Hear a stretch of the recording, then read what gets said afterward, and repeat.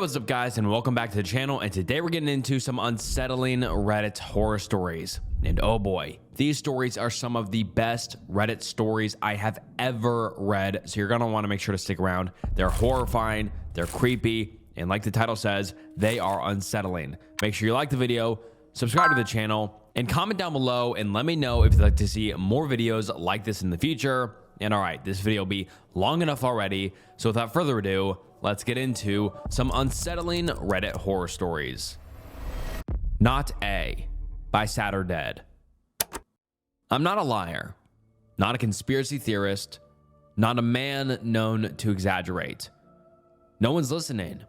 I'm throwing this message in a bottle online, hoping someone relevant picks it up. If you know me, you know. You have my number, call me. Let me explain. I'll start from the beginning. I'm a South Dakota boy. Came from a small community near the bend of the river by Crow Creek. Us East River folk live by a different tempo. We don't get a lot of big headlines, and we keep our dreams close enough to see them from our bedroom window. I wanted to be a cop like my dad. I followed in his footsteps, got my badge, and now I'm a cop too. Before this whole shitstorm started, I've been doing this job for 4 years. I was no stranger to death or disease, but it's from places you expect. Some guy ODing outside a fast food joint, a diabetic running a stop sign into oncoming traffic. We see gruesome stuff. You can't avoid that. It comes with the job, but it was never intentional, you know? It was always a consequence of bad choices or random happenstance or plain bad luck. But one day, we got a call about something I've been dreading. A driver called about spotting something off the road west of Wessington. We didn't get a lot of details, but me and my partner were the closest to check it out. Apparently, they'd found a head. A human head. Out there. It's all flat, no hills, just the occasional tree blocking the horizon. We could see this guy parked by the side of the road long before we got there. There was a couple of other people there. An old man with a bloodhound, 2 teenage boys taking pictures with their phones, and a man in overalls that reminded me of a walking blueberry with a sunflower patch on his chest. That was the driver, the guy who made the call. Russell and I parked and got out. Russell's my partner, had been for about 9 months at that point. We worked well together, but we had no contact outside of work. It was better that way. The few times we'd get personal, we figured out we were nothing alike. We had vastly different opinions and experiences. West of the river kind of folks, you know? We go up to this blueberry guy. He tilts his cap and points at the end of a fence with the butt of a cigarette. Right there, he says. Shit's right there. He was trying to play it off as something casual, but I could tell he was mortified. There were 3 cigarettes scattered around his feet, and at least 2 of them weren't even half finished. He was shaking bad enough to drop them. The old guy with the bloodhound had to hold his dog back. Not that I was angry or something, but it seemed desperate to sniff the thing. And from where I was standing, that's what it looked like. A thing. Not a head. Not a person. Just this pale blotch of skin lined up against a fence pole. I was stopping to talk to Chris when I saw it, the driver continued. That's Chris. The old man raised a hand and snapped at his dog, who finally calmed down. I stepped back and called you guys. I barely looked. Not a peep. Russell asked the mandatory questions, establishing a time frame, asking about the witnesses, what he was doing, all that stuff.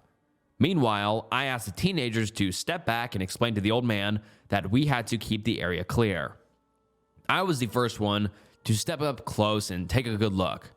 Someone had to confirm that it was a human head. And it was. It was fresh.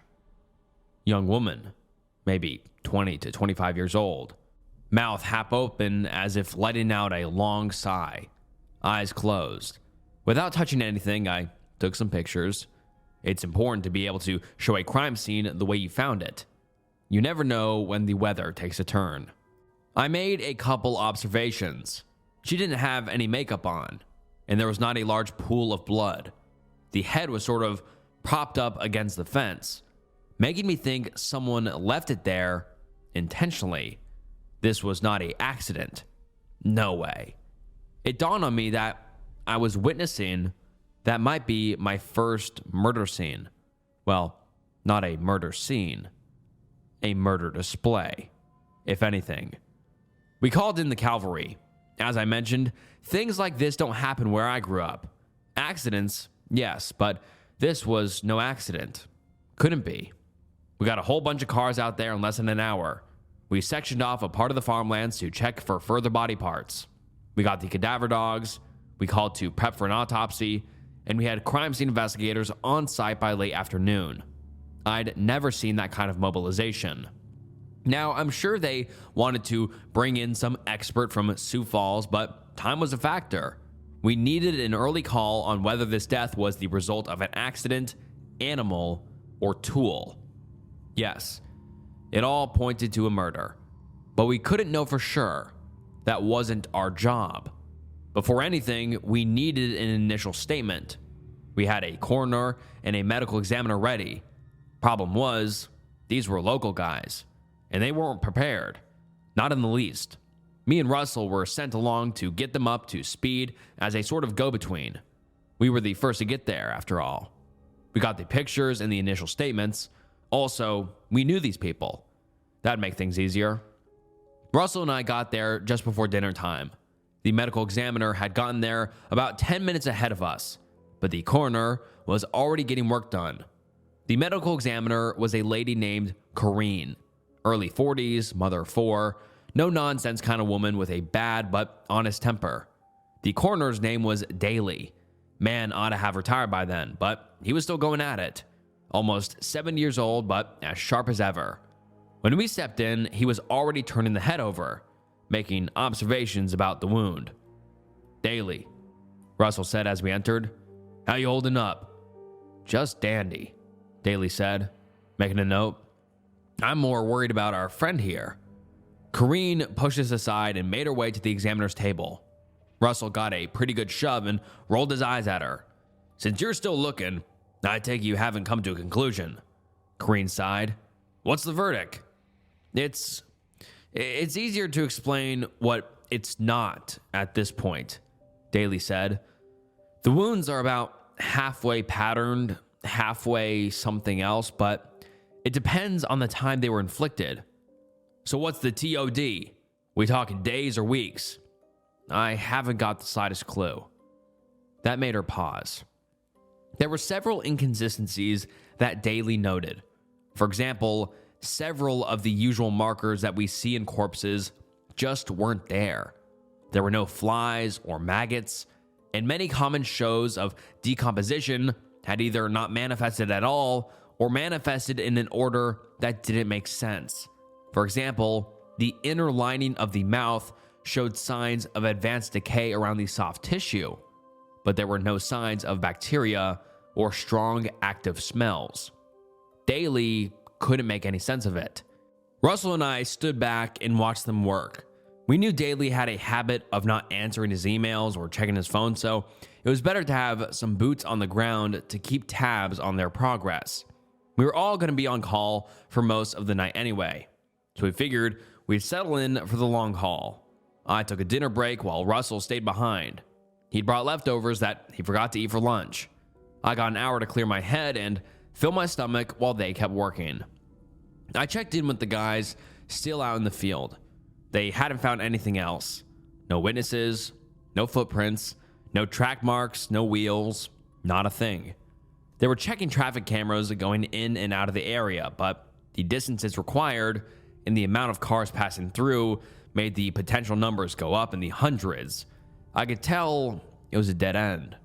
Hell, I could tell that just by the tone of their voice. By the time I got back, Daly and Corrine were arguing. They were listing things on a whiteboard, going through them one by one and crossing things off. You could tell who'd written what. Daly had this old-fashioned cursive, while Corrine kept it simple and blocky. The smell of chemicals tickled the ranch-sprinkled taste buds on the back of my tongue, making me wish I was back outside. Russell gave me a pat on the shoulder and took a break, leaving me alone with the arguing professionals. Kareen was in the middle of a monologue, pointing at one thing at a time on the whiteboard. Not a hacksaw, not a chainsaw, not a, what do you say, piano wire? Not a piano wire, Daly agreed. Not a knife, not an axe. And we got nothing certain, Kareen continued. Not a fragment, no nothing. Daly turned to me. You got any ideas? You saw anything out there? Anything? Not a thing, I shrugged. Witness statement in the folder. This is shit, Kareen spat, flipping the folder over. Not a single thing we can use. You don't think it was wildlife? I asked. Wolves or bears? We have to find some kind of baseline before we start eliminating things it ain't, Kareen explained. We can't just start listing things it's not. Well, it's better than standing here saying nothing, Daly argued. Hold on. He flipped the whiteboard over, uncorked his pen, and started at the top. It's not a wolf, he said. What else? They went at it for hours. Not a wolf, not a bear, not a coyote, not a bobcat. Just a long list of things to exclude. They checked for fur, claw marks, teeth marks, anything. All the while, Russell and I went up and down the stairs, calling the chief to let him know there was nothing to report. By 8 p.m., we were running in circles. We called it a night. Kareen packed up first. Then Russell and I got off the clock. Russell headed home immediately, but I noticed Daly sticking around a little longer. I pretended to look for my keys as I kept an eye on him. He was still talking, but not to me. We're missing something, he mumbled. We're missing something big. Like what? I asked. He looked up at me, snapping out of whatever thought was running through his head. I'm just making conversation. Pay me no mind. All right, you good to lock up? Daly waved me off with a smile, and I didn't think much of it. The next morning, we got a call about feds wanting to join in on the action. I tried to get a hold of Daly, telling him to come in a little early, but the man really can't be reached by email or text. He was coming in whenever, and that was that. Kareen, on the other hand, was already there by the time Russell and I pulled into the parking lot. She was leaning against a street light, tapping a pen against a notebook. Not a big machine, she mumbled. Not a small machine. Not a tool. Not a saw. Morning, Kareen, Russell yawned. Trying to get some work done before the feds get here? She ignored us. We'd gotten the spare keys to open. Daly got the other pair. Kareen wasn't usually the one we called for these kind of things. Then again, we'd never had this kind of thing. Not really. The moment Russell clicked the lock open, Kareen shoved her way past him, this time with even more force. It was enough to make Russell go, hey, but she had no visible reaction. She kept mulling over whatever list she'd made on her notebook. She was eager to get back to it. We only had about an hour or so before reinforcements would come knocking on the door. Kareen wasn't wasting any time. She ran down the stairs, put on the bare minimum equipment, and rushed to pull the slabs out. We barely had the time to keep up with her, like she was racing against the clock. But when she pulled the slab out, there was a whole other problem. The head was gone. Russell stood there, mouth agape. He snapped out of it the moment Kareen turned to us, her eyes sunken and red. Something was off. She'd always been a bit short and snippy with us, but this was something else. I don't think Russell saw it, but I could tell she was up to something.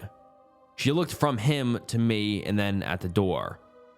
Not a little girl, she mumbled. Not an old lady. Not a teenager?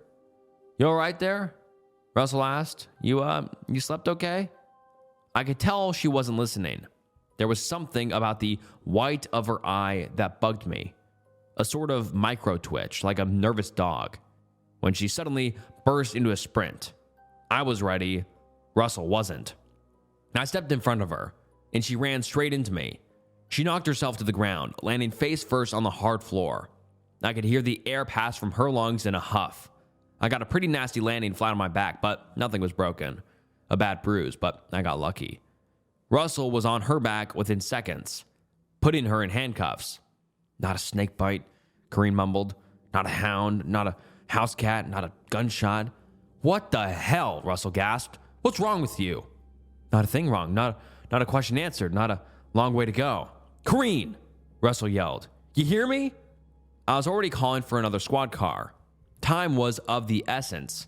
We had a missing head and Daly wasn't around. I prayed to God he'd just overslept, but I had this sinking feeling in my gut that he hadn't.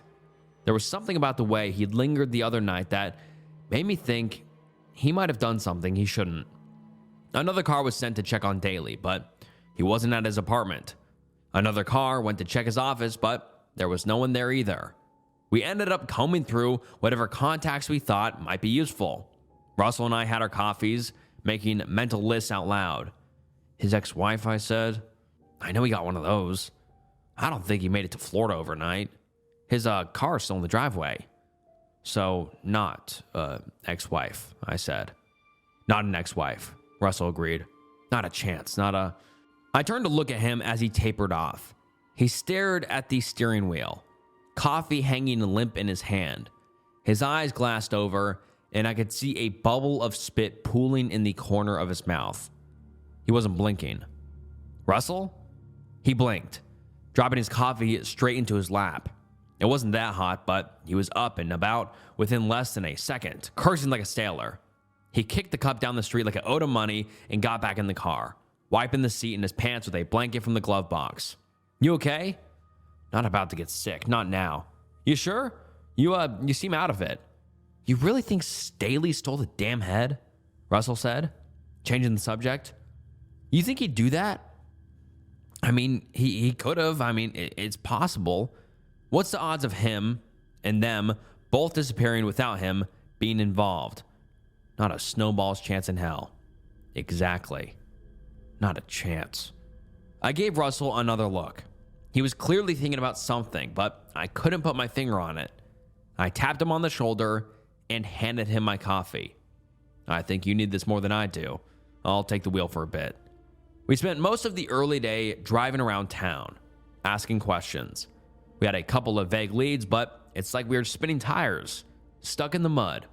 Russell was getting frustrated, so the chief asked us to do something else for a bit. They were busy dealing with the feds anyway, and they had 4 different squad cars out looking for Daly. We were sent to check on a roadside diner, old folks kind of place. It had been closed all day, and the waitress working the lunch shift was getting worried. The owner wasn't answering their phone, and there'd been no notice ahead of time. There was just a note in the window saying closed. It wasn't a high priority call, but it gave us something to do. That is, I noticed something curious. We went to check up on the place before we headed to the owner's registered address for a house call. But when I got a closer look at the sign, I noticed it was written in a beautiful cursive. I elbowed Russell and pointed. You see that? He nodded, moving in to get a closer look. Not a common thing around here, Russell said. Owner's got arthritis. You don't think he wrote that? No. He coughed. Now that I think about it, I think I've seen Daly around here before. You have? When?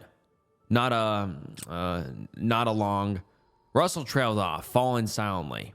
I gave him a couple of seconds. This time, I wasn't going to snap him out of it.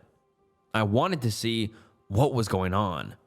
He stood there for a full minute. I counted. It was a full minute. Then he almost toppled over, tipping forward like a falling tree. That's when I rushed to catch him. If I hadn't, he'd have gotten a face full of gravel. He immediately went on the defensive, straightening his back out. I'm okay, he insisted. I'm okay. You gotta talk to me. I'm okay, whatever. I'm okay, nada. Stop saying that. You keep saying that and you zone out. Saying what? I blinked. I didn't want to say it. There was something dangerous in it. Like turning a key to a door you didn't want to open. I shook it out of my head and headed for the car. Before I got halfway, Russell was going around the back. He wasn't about to wait. He was heading inside, with or without me. I had to stop whatever I was doing to catch up with him. I called out to him, but he was heading for the back door. Before I got to him, he'd cracked a window and shoved the door open. He was rushing inside with the same urgency that Kareen had, except I wasn't there to tackle him. Last thing I saw before he rounded the corner was him pulling out his gun. I called out for backup as I ran after him. I stopped dead in my tracks a couple steps inside the kitchen. The owner was on the floor, face down in a pool of blood. You could smell death on him. Russell had stepped over him, heading straight for the front of the diner. This wasn't like him. Russell was not a hothead, not a thrill seeker. If anything, he was the controlled one. "Russell," I called out. "Gotta step back. Backup's on the way." There was no answer. Instead, he rushed straight to the front and stopped. I followed him, rounding the corner. The blinders were shut, casting the whole serving area in a gray shade. A couple streaks of sunlight made their way through the shutters, lined up the white spaces with spots of red. Daly had been busy. Without a whiteboard, he'd been writing on the furniture with whatever pen was closest. Turns out that pen was blood. The first few sentences seemed familiar. Not a cougar. Not a lion. Not a panther. Not a gator. More animals, but the further in you got, the text got smaller, more concentrated, and the sentences grew stranger. Not a lot. Not a little. Not a lord. Not a queen. Then, at the far end, there was something written on the table. Russell had already got there, picking something up from it. As I got closer, I saw the text, while trying to keep an eye on my partner. The text was cleaner, underlined. Not a person. Not a person. Russell nodded. Yeah, that makes sense. "What's that you're holding?" I asked. "What are you doing?" He dropped his handgun to the floor and cradled something between his hands. As I got closer, I saw what it was. The bottom jaw of the missing head, torn loose. "Not a person," Russell repeated. "Not a threat. You ought to put that down. We got people coming any second." He looked up at me, elated, this immense sense of relief spreading over his face. "It's not a person," he repeated. "It's okay. Not a person. Not a corpse." "What's not a corpse?" He held up the jaw, looking me in the eye, and without looking away, he put it up to his lips and bit off a mouthful. It didn't make the sound I thought it would. Instead, there was a soft and mushy kind of noise, like someone biting a jelly-filled marshmallow. He barely chewed it for a second before he got another chunk. "She?" he said, mouthful. "It's fine, not a person." I kept shaking my head, backing away. I didn't even notice I'd pulled my gun. He held the flesh out to me, looking like I'd say something hurtful. "Try it," he smiled. "Try a little." "No way," I said. Not a. I had to stop myself. I had to physically stop myself. Thinking about this sentence made my head spiral into a pattern of repetition over and over again, like an allergic reaction in the back of my mind. I slapped my hands over my mouth, smacking my front teeth with the metal of my gun. I didn't know what to do. I couldn't shoot Russell, but I couldn't stay, and I turned away. I hadn't noticed the bathroom door opening, the one in the back, near the grill, and I hadn't noticed Daly waddling out of it. Turns out, he'd had a meal of his own. He'd eaten most of its head. Hair was still hanging out the side of his mouth. His glasses were clinging to the tip of his nose, a single good shake from falling to the floor. In the dark, his hands looked black rather than bloody, but you could tell from the smell. I ran straight into him, almost knocking him over. He fumbled his steps a little, leaned back against the rail, and braced himself. It's okay," Daly burped. It's not a person. Not a corpse," Russell added. "Not a soul." I could hear myself finishing the sentence. I was just a syllable or two away. I wanted to say it was not a person too. Not a problem.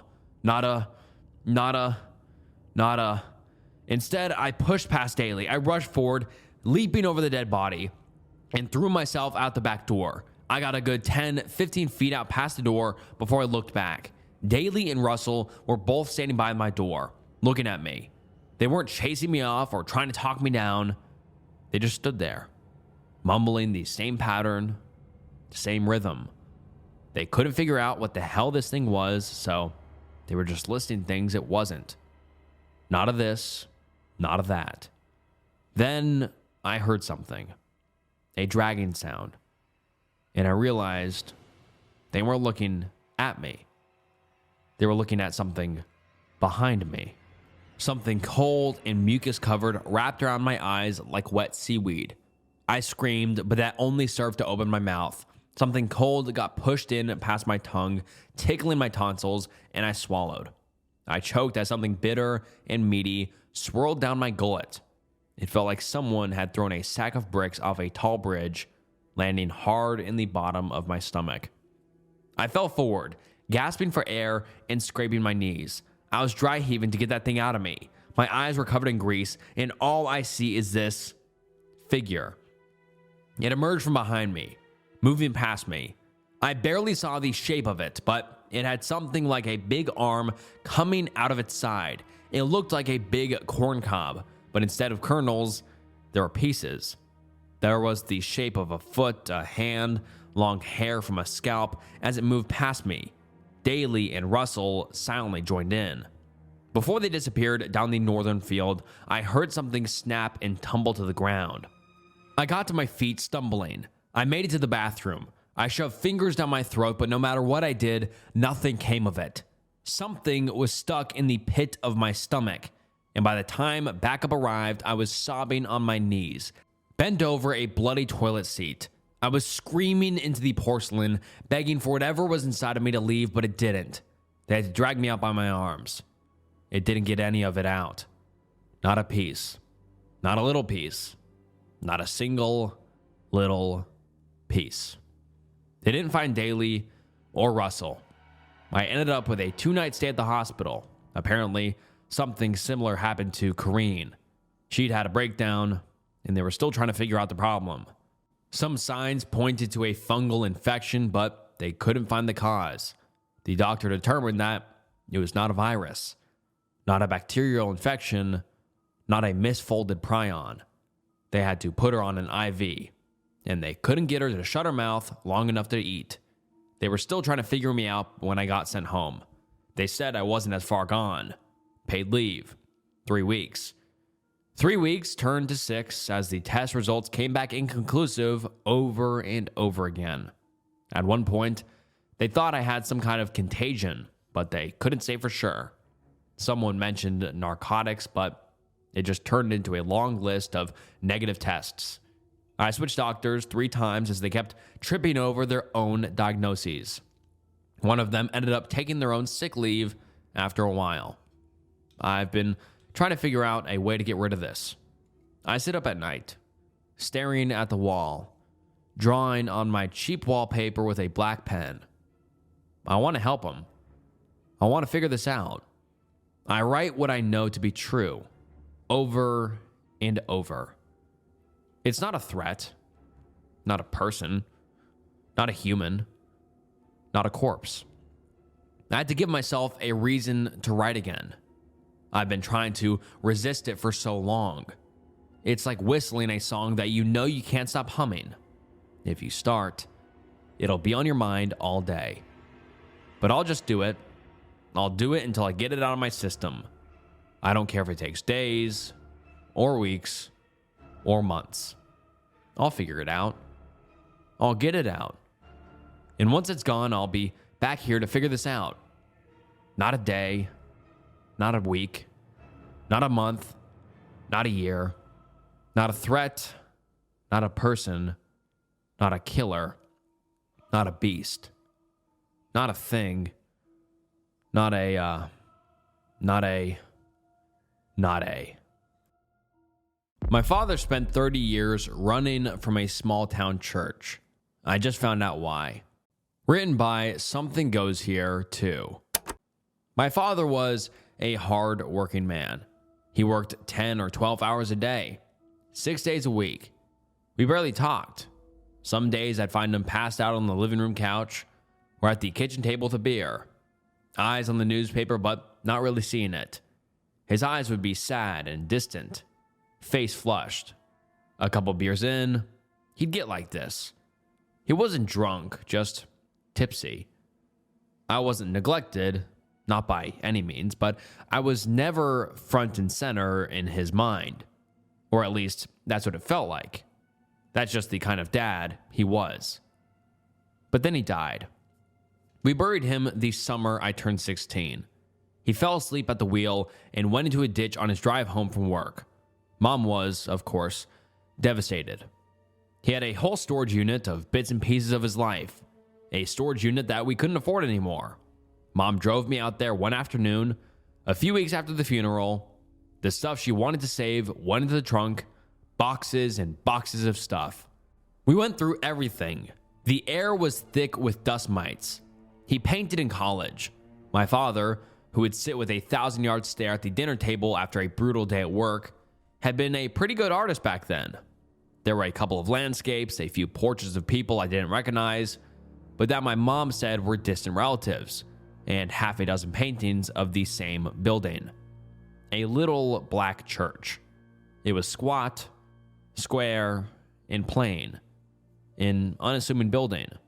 The kind of tiny county church that could fit no more than a couple of dozen people. I knew my father was from the boonies, way out in the country. Mom, where's this church? I asked, tilting the painting up. She glanced over and squinted at the painting. That's from when your dad was a kid. A church near where he grew up. He went there? I guess so. He painted it enough. She turned back to the box she was sorting through. Your father didn't really talk about his childhood. I met him at college. He'd already left all that behind by then. He wasn't close to his family. I stared at the building. Just a small, dark building in the middle of nowhere. We went to my mom's folks every year. I'd never met my dad's family. They had barely showed up at his funeral. That's what makes all these paintings so strange. She paused, wiping the sweat from her forehead. He must have done them early in college before we met. After that, he never painted churches again. Just landscapes. Pretty sunsets, normal stuff. You ever ask him about it? A few times. She stood there quietly, staring at nothing. He just changed the subject. He was good at that. He was excellent at that. I couldn't throw them away. Someday they'd end up in someone else's trash pile. Forgotten. But not yet. I hung them up in my bedroom. All 6 paintings, arranged on the wall above my desk, where I'd seen them while doing homework. Mom came in one night, stood in the doorway, looking at them.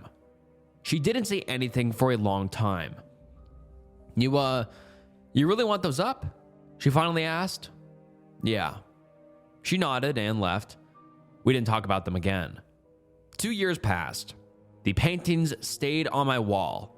I graduated, applied to colleges, got accepted. Mom wrapped each one in newspaper when I packed. Everything I owned went into the back of the car. She drove me 3 hours north and helped me carry the boxes up 4 flights of stairs to my dorm room. Mom hugged me at the door. Call me on Sundays. I will. She looked at me for a second, then left.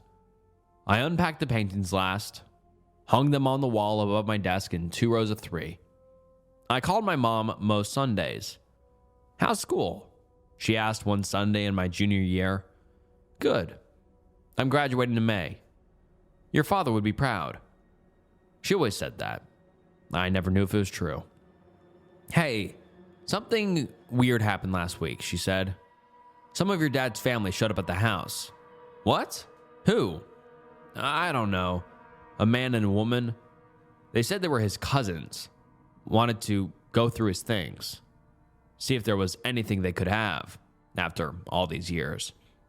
What did you tell them? I told them to leave. It felt wrong, Charlie.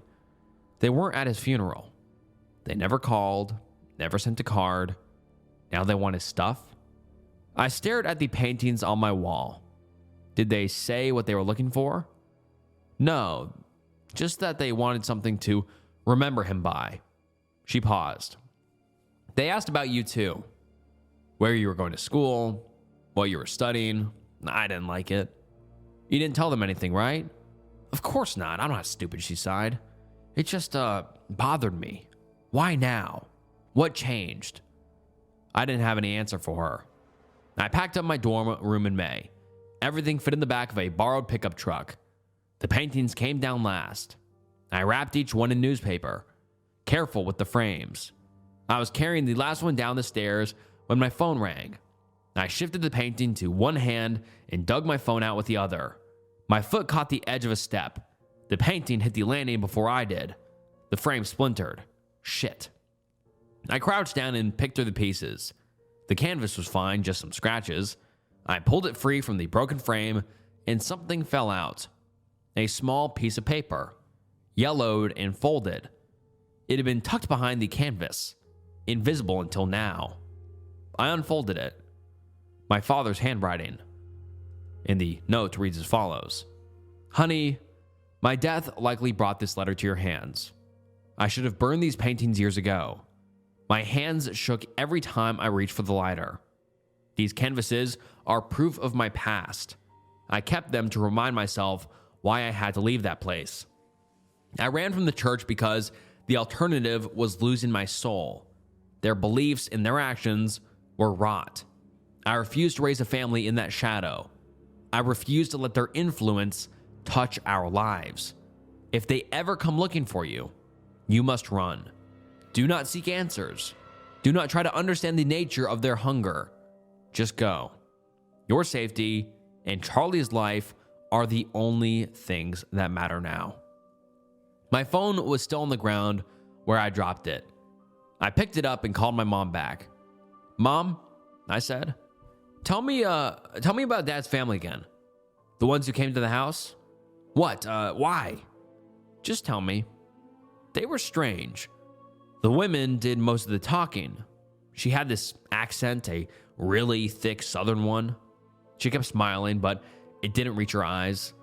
The man just stood there and stared at me. What did they look like? Old, 50, 60 maybe. Dressed like they were going to church. Very modest, very religious looking, I guess. I looked down at the letter in my hand. Charlie, what's going on? I don't know yet, I said, but I'm going to find out. I found a forum where people researched obscure religious movements. I posted a picture of one of the paintings and said I was looking for information about my father's childhood. 3 days later, someone sent me an image. No message, just an attachment. A photograph of a handwritten list. Names in 2 columns, maybe 30 or 40 total. Some had lines drawn through them. My father's name was third from the top, crossed off. I searched the marked out names, found 17 matches. All of them had been born in the same cluster of small towns. All of them had left and started new lives somewhere else. Then they vanished or died under suspicious circumstances. Sometimes 20 years after they'd gone, sometimes 30. A sick feeling settled in my stomach. Maybe it hadn't been an accident. A letter arrived 2 weeks later. My name and my apartment address written in neat, careful script. The postmark was from a town I didn't recognize, somewhere in the South. I opened it, standing in my kitchen. Dear Charlie, your mother probably mentioned we stopped by to see her recently. We should have reached out sooner. We know it's been years since your father passed, and we're sorry we weren't there for you both during that time. We've been thinking about your dad a lot lately. He was family, even if you didn't always see eye to eye when he was younger. We'd love to share some stories about him with you, if you're interested. We have some old photographs we thought you might like to see. We'll be passing through your area next month for a church retreat. If you'd like to meet for dinner, we'd enjoy getting to know you. No pressure at all. We understand if the timing doesn't work. God bless. Thomas and Sarah. And there was a phone number at the bottom. I didn't call the number. I sat on my apartment floor with the letter in my hands. They knew where I lived. They knew where my mother lived, and they had a list with my father's name crossed off. I packed a bag. I told my mom I was taking a road trip, seeing the country before job hunting started. She thought it was a good idea. Said I'd earned a break. I didn't tell her where I was going. Didn't tell her about the letter, or the list, or why I was really leaving. The drive took 2 days. I could have done it in one if I'd pushed, but I didn't want to drive exhausted. The landscape changed as I drove south. Flat farmland gave way to rolling hills, then thick forests that pressed close to the highway. Small towns appeared and disappeared, each one looking more tired than the last. I stopped for the night at a motel off the interstate. Sleep didn't come easy. The next morning, I drove the last 100 miles. State highways, then country roads, then roads that barely had names. The trees got thicker, houses became sparse, set back from the road behind long gravel driveways. I passed a hand-painted sign, "Welcome to God's country." 20 minutes later, I found the town. A gas station, a post office, a Dollar General, and a diner that looked like it had been there since the 1950s. Everything else was houses and churches. Lots of churches. I drove through slowly. People on the sidewalk stopped and watched my car pass. Strangers probably didn't come through here often. The motel was on the edge of town. A single-story, L-shaped building with maybe a dozen rooms. The sign out front said Travelot Motel, but the paint was peeling and half the letters were burned out. I sat in the car for a minute. If these people were as connected as I thought, they'd hear about a stranger in town. Probably already had. I'd register under my mother's maiden name. Pay cash. No paper trail. I checked in, then took the key and went to find my room. Thin carpet, floral bedspread that didn't match the curtains, a TV bolted to the dresser. The bathroom was small but clean. I dropped my bag on the bed and sat down. I was here. Now what? I decided to get food first, figure things out on a full stomach. The diner was easy to find, right on the main road. Half a dozen pickup trucks in the parking lot. I went inside. The conversations dropped when I walked in. People looked up, then went back to their meals. I sat at the counter. A waitress came over. An older woman with gray hair, pulled back in a bun. Her name tag said Linda. "What can I get you, honey?" "Coffee and a burger. Whatever's good." "Everything's good here," she smiled. "You just getting into town?" "Yeah, staying at the motel for a few days." "Visiting family?" "Something like that," I said. She nodded and went back to put my order in. I sipped my coffee and looked around. The walls were covered in old photographs, the town in different eras. My burger came. I ate it slowly, listening to the surrounding conversations. Mostly talk about work, weather, whose kid was doing what, normal small town stuff. But there was an undercurrent I couldn't quite place. The way people's eyes would flicker toward me, then away. The way conversation seemed to pause when I shifted in my seat. I paid my bill in cash and left. Drove around for a while, getting my bearings. Eventually, found the church, about 3 miles outside town, set back from the road behind a chain link fence, just like in my father's paintings.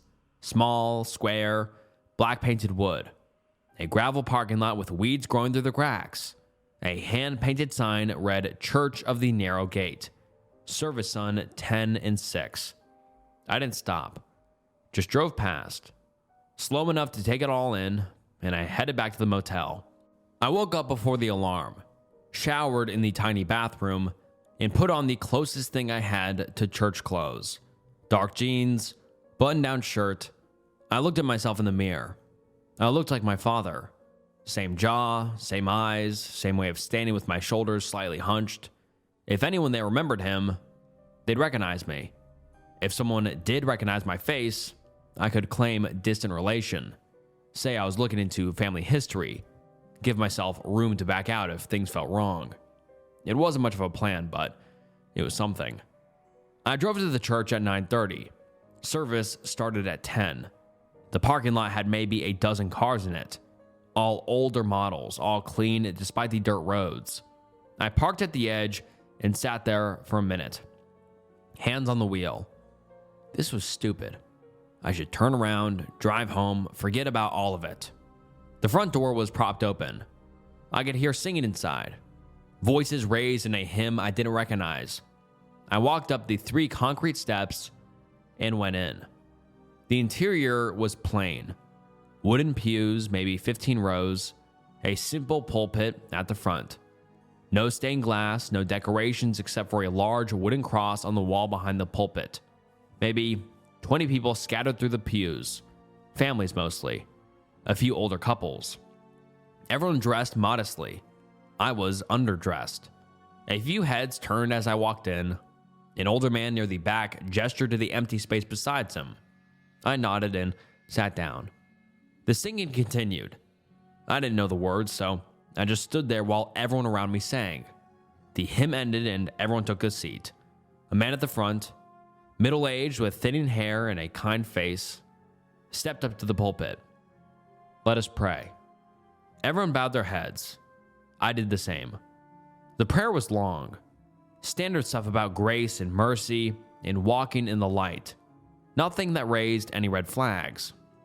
When it ended, the preacher launched into a sermon about the book of Revelation, the end times, the tribulation, how the faithful would be saved and the wicked would face judgment. Halfway through, people started speaking in tongues. Just a few at first, scattered through the congregation, nonsense syllables that rose and fell in rhythm with the preacher's words. Then more joined in. Within a minute, maybe half the room was doing it. I'd seen speaking in tongues before. It usually lasted a minute or two. Then people would quiet down. This didn't stop. It built, got louder. The voices started to synchronize, falling into the same rhythm and the same cadence. It stopped sounding like random utterances and started sounding like a chant. The preacher kept talking, his voice rising to be heard above the congregation. But he wasn't trying to quiet them. He was encouraging it. His words shifted. His English dissolved into a guttural thrum. He wailed in a dialect of alien consonants and sibilant hisses. The sound dropped into a register that felt like a physical weight pressing against my ribcage. This was a predatory cadence. It echoed the damp, dark earth hidden beneath the floorboards. The air in the church felt thick. My head started to ache, a dull pressure behind my eyes. The woman in front of me was shaking, her hands raised, her head thrown back, her posture stiffened, her spine locking up against the wood. A sequence of rapid, glottal clicks began to pour from her throat. These were sharp, almost precursive sounds. They were the noise of dry husks grinding together in a wind, or pebbles sliding down a mountain. The rest of the congregation joined in a unified, dissonant wall of sound. Their voices hit a low, vibrating frequency that rattled the marrow in my bones. I wanted to leave, but getting up and walking out would draw attention, so I stayed in my seat and tried to breathe through it. The chanting reached a peak, then suddenly stopped. Complete silence. The preacher lowered his head, placed both hands on the pulpit. When he looked up, he was smiling. "The Spirit is with us today, brothers and sisters. Let us give thanks." Everyone murmured in agreement. The woman in front of me bowed her head, calm now. The preacher stepped down from the pulpit. The service seemed to be ending. People started to talk quietly among themselves. Behind the pulpit, a door at the back of the church opened. A man stepped through. He wore a white suit, immaculate, spotless. He also wore a pale mask that covered his entire face. No features, just plain white with 2 holes for eyes. The congregation went quiet again. The silence changed into something reverent, expectant. The man in the mask walked slowly to the pulpit. His gaze swept across the pews row by row. When his eyes passed over me, I felt a weight, like something pressing against my skull. "Brothers and sisters," he said. His voice was deep, southern accent thick and smooth. "We gather here in the shadow of the Almighty. We stand at the edge of eternity. The great work continues, and we are blessed to be a part of it." He raised one hand. "Let us give thanks for what has been provided. Let us prepare for what is to come." The congregation responded in unison. It wasn't exactly words, more like a low hum that vibrated through the building. I felt it in my chest, in my teeth. The man in the mask began to speak. It wasn't English or tongues, something stranger. The sounds were incomprehensible, syllables that didn't fit together, rhymes that made my head pound harder. Images flashed in my mind. A pale mass shifted in the darkness. This shape was vast and wet and ancient. I felt a heavy undulation in the deep. A slick muscle began rising toward the surface of my thoughts. This presence radiated a cold, absolute hunger. I closed my eyes, tried to block it out, but closing my eyes only made it worse. The vision was clearer in the dark. The chanting ended abruptly, and I opened my eyes. The man in the mask was looking directly at me. For several seconds, neither of us moved. Then he lowered his hand and stepped back from the pulpit. He turned and walked through the door behind him. It closed with a soft click. The congregation started moving again. People stood, gathered their things, headed for the exits. Like nothing unusual had happened. The man beside me stood and offered his hand. "Welcome, I don't think we've met." I shook his hand. "Charlie, just visiting." He nodded slowly. "You look familiar. You got family around here?" "Distant relatives, I think. I'm trying to track down some family history. Thought I'd start by visiting local churches." "Well, you came to the right place. Lots of old families around here." He smiled. "I'm Tom. You should come back for evening service, 6 o'clock, more informal. Good chance to meet people. Ask about your folks." "I'll think about it." "You do that." Tom patted my shoulder and walked away. I stood there for another minute, waiting for my head to clear. The pressure was fading, but slowly. The vision was reluctant to let go. I walked out into the parking lot, and the sun felt like it was too bright. I squinted against it and got into my car, hands shaking. I gripped the steering wheel until they steadied. I'd seen something, or felt something. I didn't know which, but it had been real. There was something in that church, something that responded when they called to it, and they all acted like it was normal. I drove back to the motel and sat on the bed, staring at the wall. Evening service was at 6. I had a few hours. I wasn't going back for evening service. I'd seen enough. Now I needed to see what they didn't want visitors to see. I needed to come back at night. I spent the afternoon at the diner. Coffee and pie I didn't touch. Linda refilled my cup. A few locals nodded at me. They'd probably seen me at the morning service. By the time I got back to the motel, it was almost dark. I sat in my room and waited. Watched the clock tick past 6, past 7, past 8. Evening service would be over by now. I changed into dark clothes, jeans, black t-shirt, hoodie, put my phone in my pocket, made sure it was on silent. The drive to the church only took 10 minutes. I killed my headlights a quarter mile out and coasted the rest of the way, parking on the shoulder behind a stand of trees. The church sat dark against the night sky. No cars in the parking lot, no lights in the windows. I watched for 5 minutes.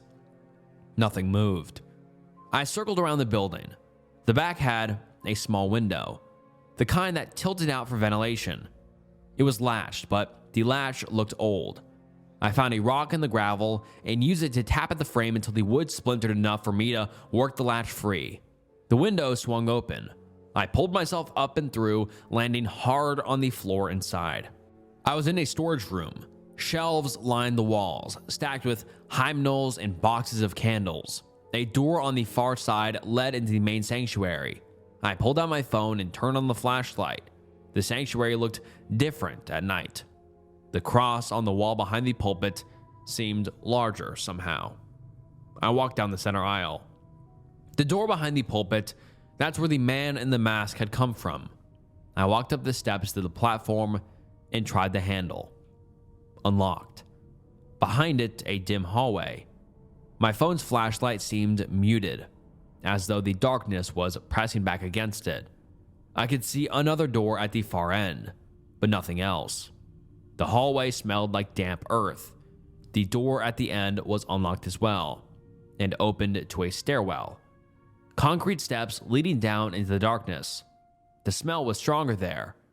I covered my nose with my sleeve and started down. The stairs went deeper than they should have. One flight, then another, then another. The temperature dropped. The walls changed from concrete to rough stone. Water seeped through the cracks, making everything slick. At the bottom, a tunnel, carved through the rock, shored up in places with old timber beams, looking like an old-time gold mine. Electric lights hung from the ceiling every 20 feet or so, bare bulbs that cast weak yellow lights. Someone had been down here recently. The lights were on. The tunnel opened into a chamber. It was large, maybe the size of a gymnasium. The ceiling was high and disappeared into shadow. The floor sloped gently down toward the center, where the room opened into a vast pit. Around the pit, symbols had been carved into the stone, geometric patterns I couldn't quite understand. My eyes kept sliding off them. And at the edge of the pit, there were people. I quickly ducked behind a support timber. I counted maybe a dozen figures in white robes, standing in a circle at the edge. They were chanting, the same inhuman noise I'd heard during the service. It resonated through the chamber, through my bones. In the center of the circle stood the man in the white suit and the pale mask. Kneeling in front of him, hands bound, was a young woman in white shorts and a t-shirt. She was blindfolded. She was crying, trying to pull away from the hands holding her, but the people in robes didn't let go. The man in the mask raised his arms. The chanting grew louder. Something in the pit answered, rising slowly. A pale shape in the darkness, glistening, wet. My eyes tried to follow the edges of it, find where one part ended and another began, but the edges kept moving, reorganizing. A surface that might have been skin split open and folded back on itself. Something that looked like a milky and unfocused eye rolled to the surface before sinking back down into the mass. A cluster of what might have been tentacles emerging from a different section, flexing and curling before they were absorbed back into the hole. It was massive. What I could see peeking over the edge was just a fraction of it. The rest extended down into the pit, into depths I couldn't understand. Pain spiked behind my eyes. I pressed my palms against my temples. The pressure didn't help. My vision blurred at the edges. I blinked hard. The thing was still there, still rising. My teeth ached. My jaw was clenched so tight I thought something might crack. I tried to relax the muscles, but couldn't. A high-pitched ringing started in my ears. Under it, a sound like static, or wet things moving against each other. I started shaking. I felt like I was outside my body looking in. They pulled the blindfold off the woman. She saw the abomination and began screaming, snapping me back to awareness. The robed figures lifted her and carried her to the edge of the pit. She fought, but there were too many of them. They held her over the edge, suspended above the thing below, then they threw her down. The thing began to descend back into the pit, taking her with it. Her screams faded as it pulled her down into the darkness. Down until I couldn't hear her screams anymore. The robed figures lowered their heads. The man in the mask stepped back from the edge, and every head turned towards me. I must have made a sound. Or maybe they'd known I was there the whole time. The robed figures moved calmly and deliberately towards me. I staggered backward, away from the outcropping. My legs felt like they weren't working right. I tried to run, but my body wasn't responding. Static ran through my nerves. I made a few steps before my legs gave out. Hands grabbed me, pulled me upright. I didn't fight. What was the point? They dragged me back towards the pit. I thought they were going to throw me in, feed me to that thing waiting below, but they didn't. They pulled me past the pit, toward another tunnel I hadn't noticed, deeper into the earth. The man in the mask walked alongside. He didn't say anything, just watched as they carried me away.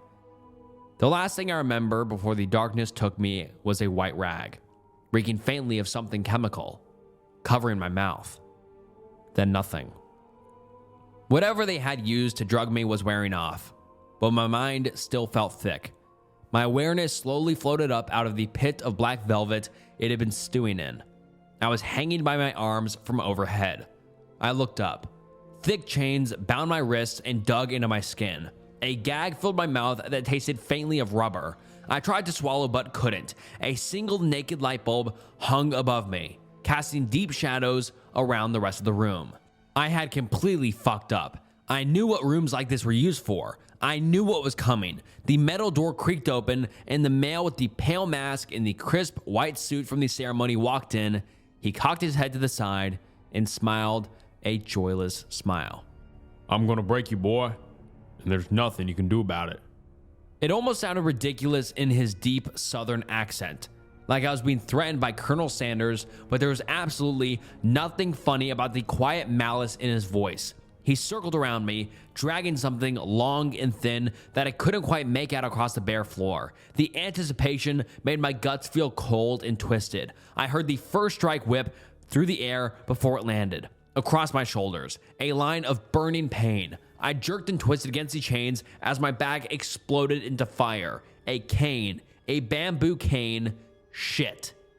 "You came here thinking you'd be the one, didn't you?" He kept circling. "The one to expose us. The one to save everyone." His voice seemed to jump around, sometimes close to my ear, sometimes behind me. Another strike, lower this time. I strained against the chains biting into my flesh. "Yo, what? 21? 22? You've been alive long enough that you think you understand how the world works. You have no fucking clue." 3 vicious strikes, one right after the other. My screams were muffled by the thick gag. I tried to focus, but between the pain and the drugs, my mind felt soft. "You were careful. Or at least you thought you were. Thought you'd be covered your tracks." His voice stayed level, almost bored. "You thought you were smarter than the people who've been doing this for 30 fucking years." He stopped, and I heard him take a deep breath. The arrogance of youth. You can't help it. The end of the cane tapped against my skull. Once, twice. You still think you're special. Nobody's coming for you, and nobody knows where you are. He was in front of me now, crouching down. Through the pain and the tears, the mask was just a blur of white. And in a week, nobody will remember. They should be looking. He stood, started circling again. "You'll understand eventually, if there's enough of you left to understand anything." Time stopped meaning much after a while. They took my clothes and gave me an oversized pair of joggers and a t-shirt to wear. They'd moved me from the room with the chains to a cell. Brick walls, no windows, a metal door with a slot for food. Then back to the room with the chains. The cult leader would come. The cane would come out. I'd scream until my voice gave out. Then scream some more. Sometimes it was the cult leader. Sometimes it was others. Men in robes who didn't speak, just did what they were told. They gave me water and enough food to keep me alive, but that was it. The horror wasn't in the pain, but in the mechanical, tireless way they went about their work.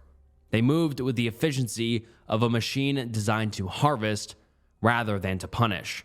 I lost track of how many times they dragged me back to that room. The days bled together, but I'm sure it had been at least a week or more. One night, or maybe it was day, the lock clicked quietly. I braced myself for what was to come, but instead, the door eased open a few inches and I caught a flash of a light blue eye and a face that looked familiar. Then footsteps faded down the corridor. I stared at it a while. This had to be a trick. A test. They were watching to see if I'd try to run so they could punish me worse. But I was already broken. What more could they do? I pulled myself to my feet using the wall. Every movement set fire through my back. I stepped into the hallway. The tunnel branched. I took the path that sloped upward. Figured up was good. Up meant service. Up meant out. I heard 2 voices ahead. One of them was the cult leader. I'd know that smooth southern drawl anywhere.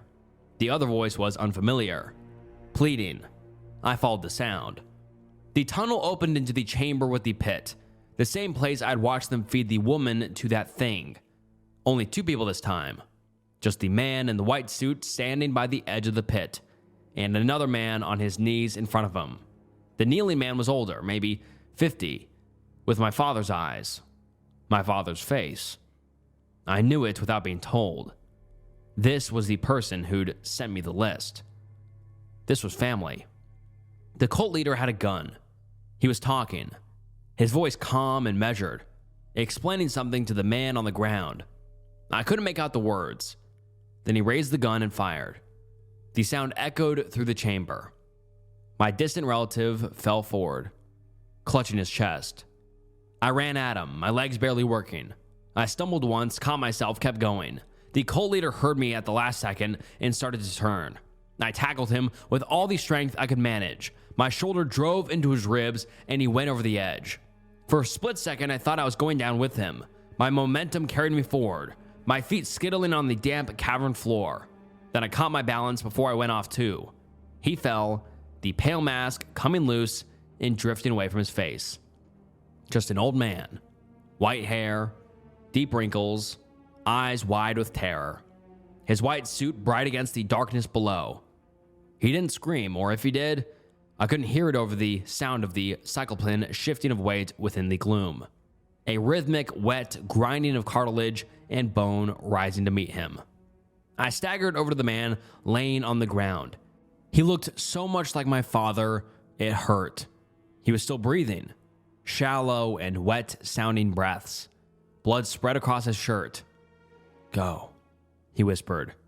His eyes found mine. Same shape as my father's, but lighter. Go now. I can't leave you. You have to. He coughed. More blood at the corner of his mouth. Tell people. Tell them what happens here. Sounds rose from the pit, screams and wet, ripping noises, then nothing. He fumbled at his pocket, pulling out keys and pressed them into my palm. My car, blue Ford, parking lot, clothes, wallet, phone, everything you came here with is in the trunk. Come with me. Can't. His breathing was getting worse. I'm sorry about your father, about all of it. I should have done this years ago. What's your name? He smiled, blood staining his teeth. Daniel. I'm Charlie. I know. His eyes started to close. Run, Charlie. I ran, back through the tunnels, up the stairs. I burst through the door behind the pulpit, into the church sanctuary. Early morning light came through the windows. The front doors were locked from the inside. I flipped the bolt and ran outside. The parking lot was empty except for a few cars. A blue Ford, 20 years old, rusted around the edges. I got my stuff out of the trunk and started driving. I didn't know where I was going at first, just away. But after an hour, I realized I was heading north, toward home, toward my mother. I needed to warn her. I had to tell her everything. But more importantly, to make sure she was safe. I drove for hours. I stopped once at a gas station and used the bathroom to wash the worst of the blood off. The clerk stared at me but didn't say anything. Once I was back on the road, I tried to call my mother 3 times. No answer. She was fine. She had to be fine. I crossed the state line. 2 more hours to go home. My phone rang. Unknown number. I almost didn't answer. Hello? Is this Charlie? A man's voice, official sounding. My stomach dropped. Yes? This is Detective Garrett with the County Sheriff's Department. I'm calling about your mother, Sandra. There's been a incident at her residence. We need you to come. What happened? Sir, I think it's better if we discuss this in person. Are you in the area? What happened to my mother? Silence on the other end. Then there was a fire. I'm very sorry. The rest of the conversation was white noise. I don't remember what he said or what I said back. I remember pulling over to the side of the highway, sitting there with my hands on the wheel, staring at nothing. Then I was driving again. I pulled onto my mother's street just after 9. The house was dark. The roof was gone. The walls were blackened shells. Yellow crime scene tape stretched across the front yard. A single patrol car sat at the curb, but no fire trucks. No ambulances. They had already taken her away. I parked and got out. Walked toward the house like I was in a dream. The patrol officer got out of his car when he saw me approaching the tape. "Sir, this is an active investigation." "That's my house," I said. "My mother." "Hold on." He pulled out his phone, made a call, spoke quietly for a minute, then hung up. "Detective Garrett is on his way. Should be about 20 minutes. You want to wait in your car?" I shook my head. The officer went back to his car, but kept watching me. I sat down on the curb across the street. The smell of burned wood hung in the air. Wet ash. Chemicals from whatever the firefighters had used. A neighbor's porch light came on. Mrs. Patterson from 2 doors down. She came out in her bathrobe, saw me, and started crying before she even made it across her yard. She sat next to me on the curb, said she'd seen my mother just yesterday morning. They talked about the garden. Then last night, around 7, she'd smelled smoke. Called 911. By the time the trucks got there, the whole house was engulfed.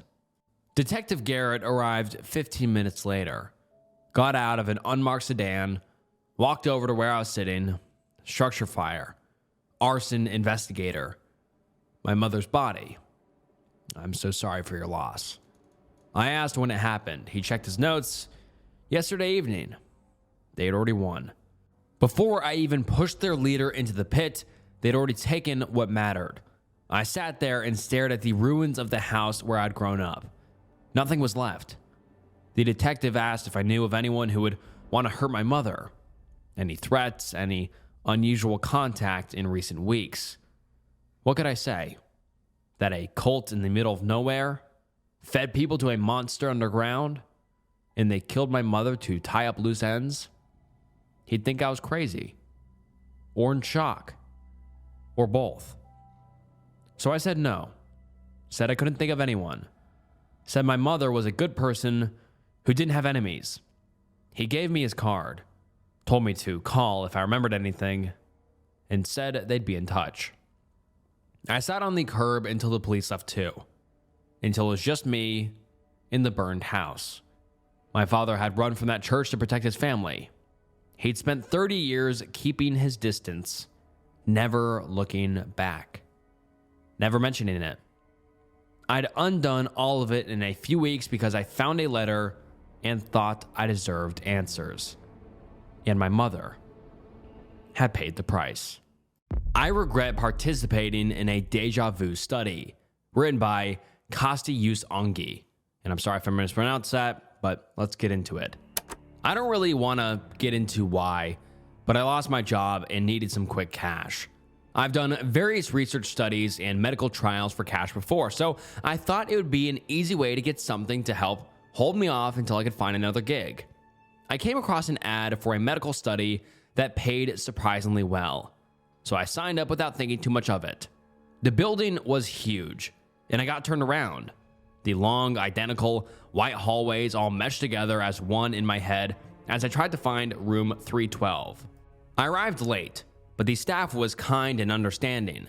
I was told that this study was on déjà vu, and that full participation in this study required the insertion of a microchip into the brain.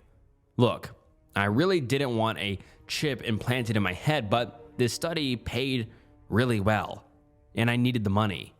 They told me that déjà vu was like a glitch in a particular area of the brain, which they had been able to isolate. Upon insertion, the chip would cause a constant, minor stress to that area of the brain, making déjà vu more likely to occur. All I had to do was record the details of what happened leading up to an episode of déjà vu that I experienced. That way, they could identify patterns and specific triggers, which they could then use to trigger an episode of déjà vu on me inside the lab. There, they could record and monitor the episode for their research. I signed the consent forms and the procedures was done right then and there. It was a bit nerve-wracking to be awake while something went into my skull, but overall, it was relatively quick and painless. I did, however, experience a dull ache at the insertion site afterwards, which was one of the side effects they had listed. The other possible side effects included nausea and insomnia, as well as phantom odors, minor confusion, and increased heart rate during an episode. So I expected to have some side effects. I expected to have some minor confusion, but what I have experienced since then has gone so far beyond that I no longer know what to do. I'll start with my first episode, which was so tame in comparison to the others, but at the time really unsettled me. It was about a week after the insertion. I made my morning coffee the same way I do every single morning. I started up a pot of coffee, took the cream out of the fridge, and grabbed a mug, all while the coffee was brewing. The coffee finished brewing, so I picked up the pot and began to pour the coffee into my cup. That's when I felt it. It came on like a rush, as if I'd ridden a wave backwards in time and was reliving a recording of the moment that had passed only seconds ago. I know I pour my coffee the same exact way every morning, but this was different. I hadn't just poured my coffee like this before, I had lived this very moment. The rush wore off, and I was left in a kind of daze. Unlike any time I'd experienced deja vu in the past, my vision was fuzzy, and I was on autopilot as I poured the last bit of coffee into my mug. I picked up the mug, and I took a sip. It wasn't coffee. The unfamiliar taste caused me to snap out of my daze. The mug was filled with pure cream. Puzzled, I stared at it for some time as I tried to figure out what on earth had just happened. I know I wasn't paying full attention, but I so vividly remember picking up the pot of coffee and pouring it into my mug. But when I looked back, the coffee pot was full and untouched. The cap to the cream sat on the counter, and the container of cream was half empty. They said minor confusion was a side effect that went along with an episode of Deja Vu, but I started to pour my coffee before the deja vu set in, so it just didn't make sense. It was so unsettling, but I eventually accepted it. Attempted to transfer the cream from my mug back into the container and poured an actual cup of coffee. I convinced myself that it wasn't that big of a deal, which is something I now regret. The second time I felt deja vu was 3 days later. I was in the bathroom brushing my teeth, nothing out of the ordinary. It was just as is when I would brush my teeth before bed. I didn't really think too much of it when I was doing. My mind was wandering here and there in a few different directions, never fully focused on the actual act of brushing my teeth, but I was still conscious and aware. Of course, I've brushed my teeth in this same spot before, but when the rush of deja vu hit me, I was certain that I had rewound time and was now reliving this exact experience of brushing my teeth. The way I looked up at myself in the mirror, the exact movements of the bristles sweeping across my teeth, side to side, up and down, the rush faded as I continued to brush. But my mouth tasted absolutely foul, bitter. It burned. It burned so badly and I couldn't breathe.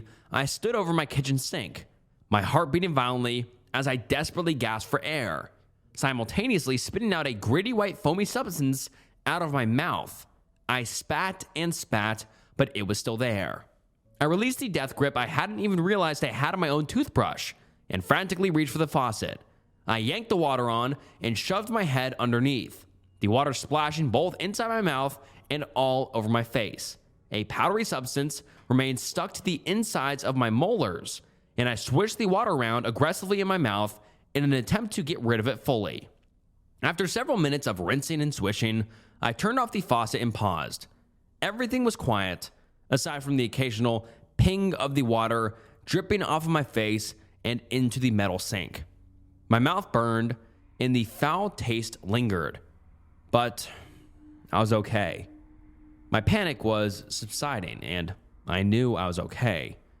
The toothbrush I had previously had a death grip on was sitting next to the kitchen sink.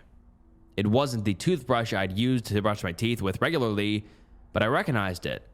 It was the toothbrush I kept underneath my sink to clean with. And for that, I used Comet, the powdered cleaner. This was more than just the unsettling feeling I experienced after the coffee and cream incident. This was chilling. My mouth was still burning, and I couldn't imagine what would have happened if I had swallowed accidentally. I threw up not too long after that, and that night, I hardly slept at all. I planned to call the research clinic as soon as they opened the following morning and have them remove the chip. But of course, the following morning when I called, the clinic was closed. Being unemployed can make you forget what day of the week it is. And that day, I found out, was Saturday. I didn't want to stay home, but I was too scared to leave. On that day, I watched TV. I didn't eat or even brush my teeth. On that day, I did not experience déjà vu. The following day, I couldn't bear to stay home. I was so afraid that I'd be alone and something terrible would happen. These mundane tasks, I didn't want to do them. I didn't want to leave, but I forced myself to. I packed my things and went to the gym. I thought that maybe it would be harder to do something stupid while surrounded by so many people. My stomach growled on the drive there, but my mouth still burned. Parts, especially near my back molars, were completely raw. I packed my toothbrush just in case, but I was too scared to brush my teeth again. I probably looked awful, but I didn't care. I hid inside of my baggy hoodie and baseball cap. Despite being hungry and in pain, the workout actually boosted my spirits quite a bit. I felt much safer being around people.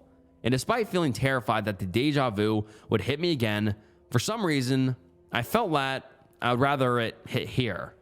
I worked my arms until they refused to move anymore. And then I went to the Stairmaster.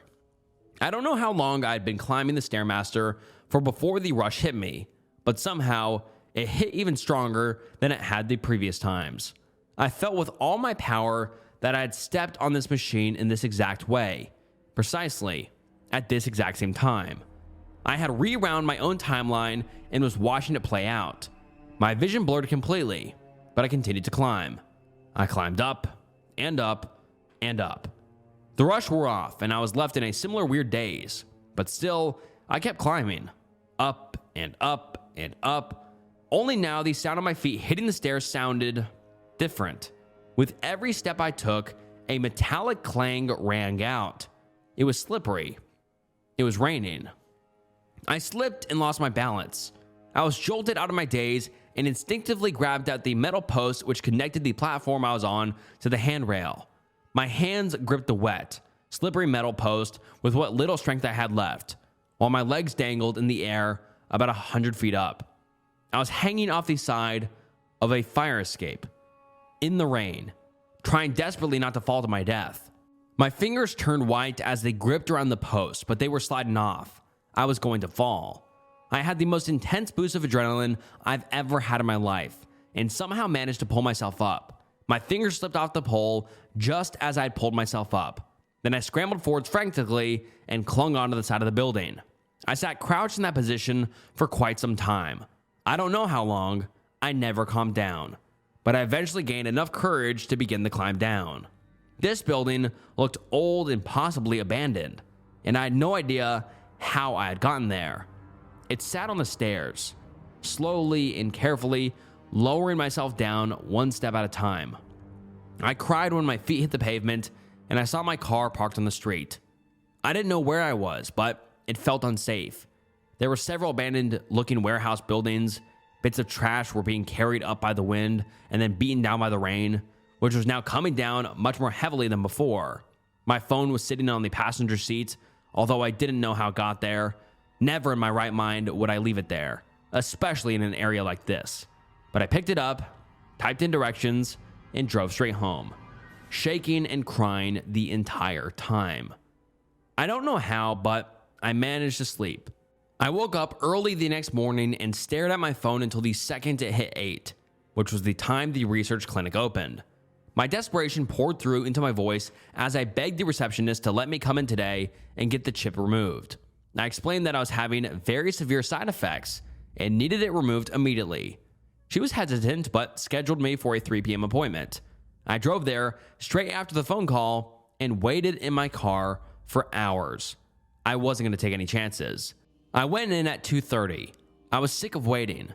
I broke down as soon as I walked into the waiting room. I felt so relieved to be here and finally get this thing removed. One of the nurses put her arm around me and guided me back to one of the patient rooms.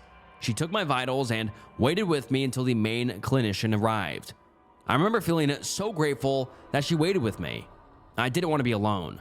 I explained everything to the clinician.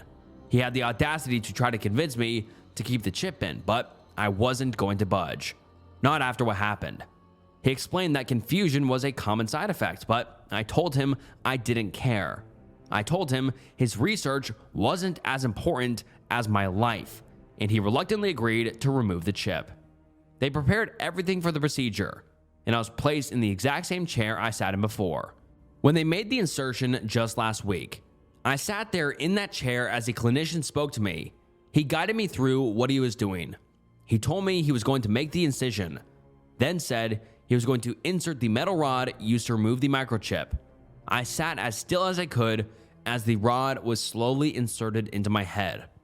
I knew I had sat in that same chair before. I knew I had that same rod inserted into my head. But now, I felt certain that this familiar feeling wasn't from the insertion. It was from right then. I had already experienced the removal of the chip, and now I was reliving it. I screamed so loud that it made my own ears hurt, and then I went into a daze. Something painful struck my head. It struck again, this time more intense than before. The pain became unbearable as it pounded into my head, over and over again and again in the same spot. My vision was completely blurred, and the smell of blood filled my nose. I snapped out of my daze and nearly vomited due to the pain. My eyes darted from side to side. I was afraid to move, but when I looked around, there was no one there. There were no lab assistants, no monitors, equipment, or tools. I was in a large, dark room. The walls had been torn apart, and water leaked through the cracks in the ceiling. It was dark, damp, and smelled of mold. My head ached terribly, and I instinctively dropped what was in my hand to cover my head, which was bleeding all down my shirt. The clank of metal hit the concrete floor, and I looked down to see a long metal screwdriver covered in blood next to me. I was sitting in this old, rundown warehouse with blood pouring from my head and a screwdriver next to me. No one else was here. I had done this. I hardly remember leaving the warehouse. I had felt so paralyzed inside of there, but I eventually made it outside. My car was parked on the side of the road. It was parked in the same place as yesterday, when I had climbed the fire escape of the building that I now realize was the same building I'd just been in. Again, my phone was on the passenger seat. I was bleeding profusely and not thinking clearly. I called an ambulance, but they never came. I called the clinic, but they didn't pick up. I called an ambulance again, but again, they never came. I sat in my chair for what felt like hours before giving up and driving home. I'm sitting in my bed now, on my phone. I was scrolling for hours and finally decided to write this post. Maybe tomorrow I'll try to go to the hospital, but I'm just not sure of anything right now. I really don't know if I trust anyone to remove the chip, considering what just happened. But I realize now one thing feels certain. As I type this out, it feels so clear. I've typed this very sentence before. Just now. This too. I went back and now I'm here again. This story, these words, I just wrote this. I just wrote this before, and now, just now, I'm writing this again. I'm certain, these words, I'm certain I've written them before. During my last robbery, I found something I wish I hadn't. Written by Sunhead Prime. At the outset, I should tell you I'm a thief. Not a classless smash and grab guy or a lowly pickpocket. Those require no planning or strategy beyond move quickly and be ready to run. I'm a 4th generation cat burglar. I'm very good at my job. If everything goes right, you don't notice I've been there for weeks, if ever.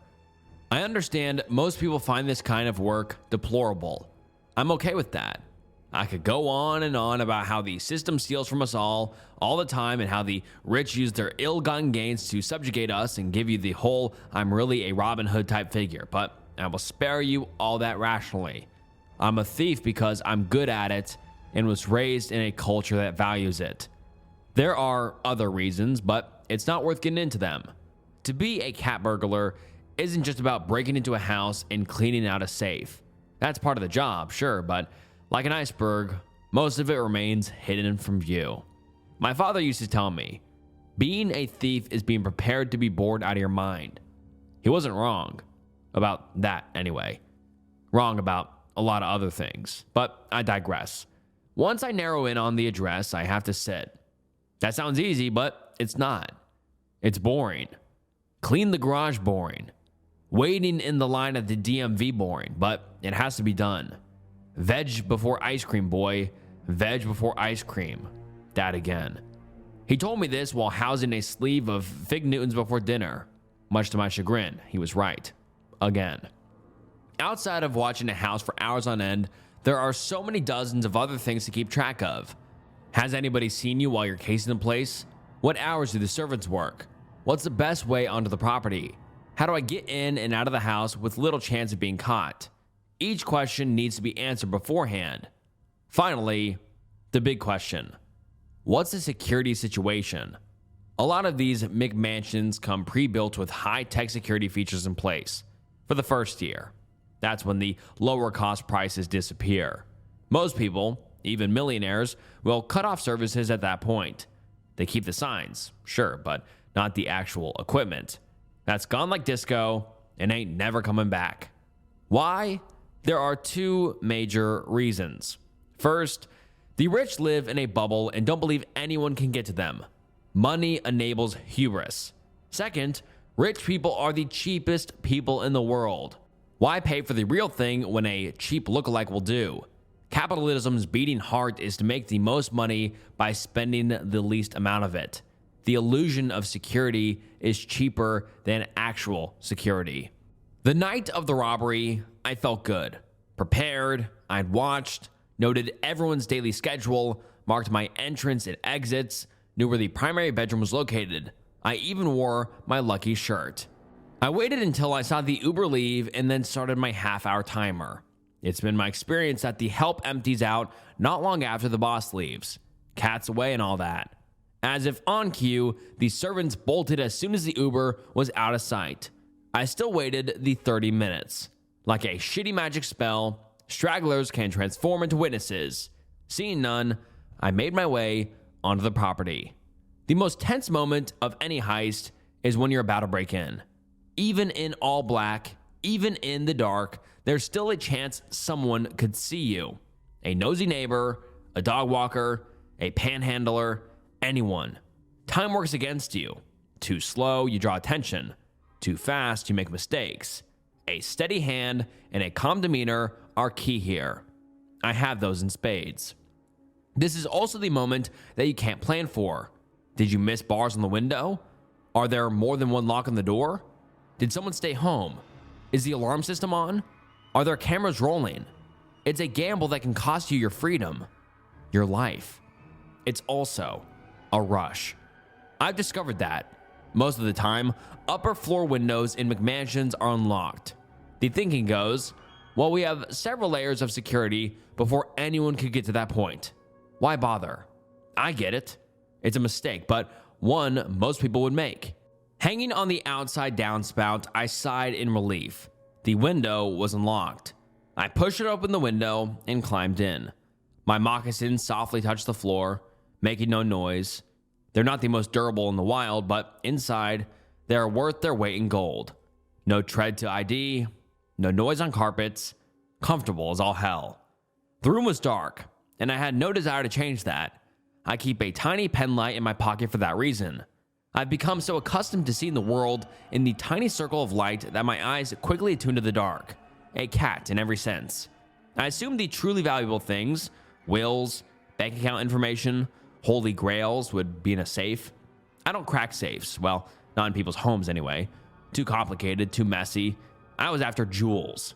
Thanks to my extensive history, I knew where to find them. Even in the dark, you could tell how obscenely large the walk-in closet was. It wasn't even fair to call it a walk-in closet, more like a studio apartment for clothes. 3 of the walls were lined with suits and dresses that may have been worn once, maybe twice. Some still had tags on them. The last wall was dedicated to shoes, red bottom Louboutins and rare Jordans as far as the eye or penlight could see. But what caught my eye was the makeup vanity carved into the wall like Petra in these Sierra Mountains. More specifically, the 3 jewelry boxes sitting there. I moved to them like a zealot to the temple. This was what I came for. My haul would keep me in the black for a while, unless it was costume jewelry. The cocktease of stones, Dad would say. I pried open the first lid and smiled. Dozens of bejeweled brooches shimmered before me, like the hundreds of eyes of some mythological monster. All shapes and sizes, most ugly but authentic. The genuine article has a certain touch to them, a heft. These were legit. I plucked a few from the bottom of the box and placed them into my bag. My fingers found something that had an odd shape. I pulled it out to get a closer look. A triangle inside a pentagon. It was on the small side, but was full of diamonds. Valuable, very. But something felt wrong about it. I dropped it back in. The longer you do this job, the more adept you get at picking the right things to steal. The secret is to only take 2 or 3 pieces at a time. Of the few you take, and sure, they're plain looking. Nothing memorable. Unique pieces are hard to fence. If they end up in a pawn shop or a cop finds them, it's only a hop, skip, and a jump until it's traced back to you. Iron handcuffs, jail time, hard pass on my end. As I put the piece in my bag, my light started flickering. I gently tapped it against the vanity. As I did, I glanced up into the vanity mirror. My heart seized. There was a figure standing near the open window. Out of instinct, I snapped around, ready to rumble, but the figure was gone. I flipped off my light and pocketed it. I turned back to the mirror and my breath caught. It was standing in the closet doorway now. I balled my fist. I wasn't going to jail. I'd go down swinging. But when I spun to meet them eye to eye, the figure was gone. Again, I was confused. I know I saw someone. I couldn't tell you the details, but there was a person standing there. Watching.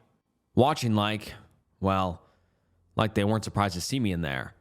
The sound of footsteps running from the primary bedroom down the hall echoed through the empty house. After a beat, I heard a door slam somewhere on the floor. My legs wobbled underneath me. My mouth was dry. I'd experienced plenty of odd shit on the job, but a ghost? Never. Unless it wasn't a ghost.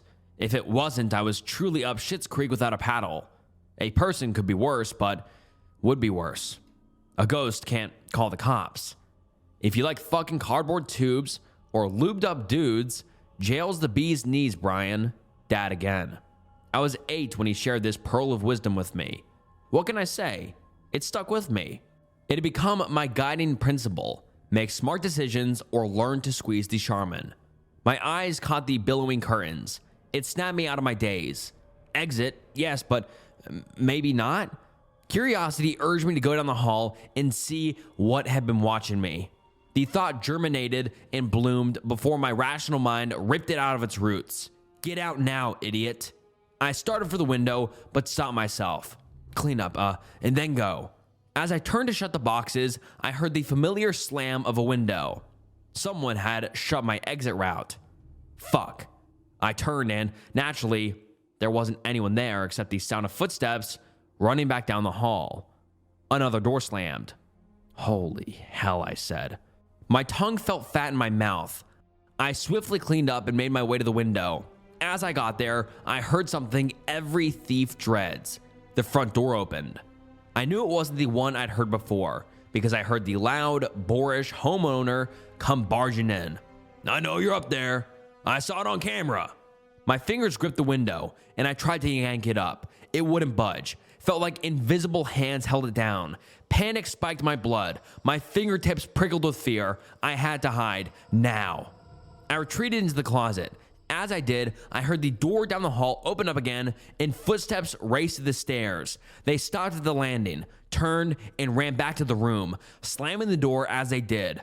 This seemed to agitate the owner. He increased his rate, racing up the stairs 2 at a time. He bellowed, "You better pray to God I don't catch you. I'm going to take my time making you bleed.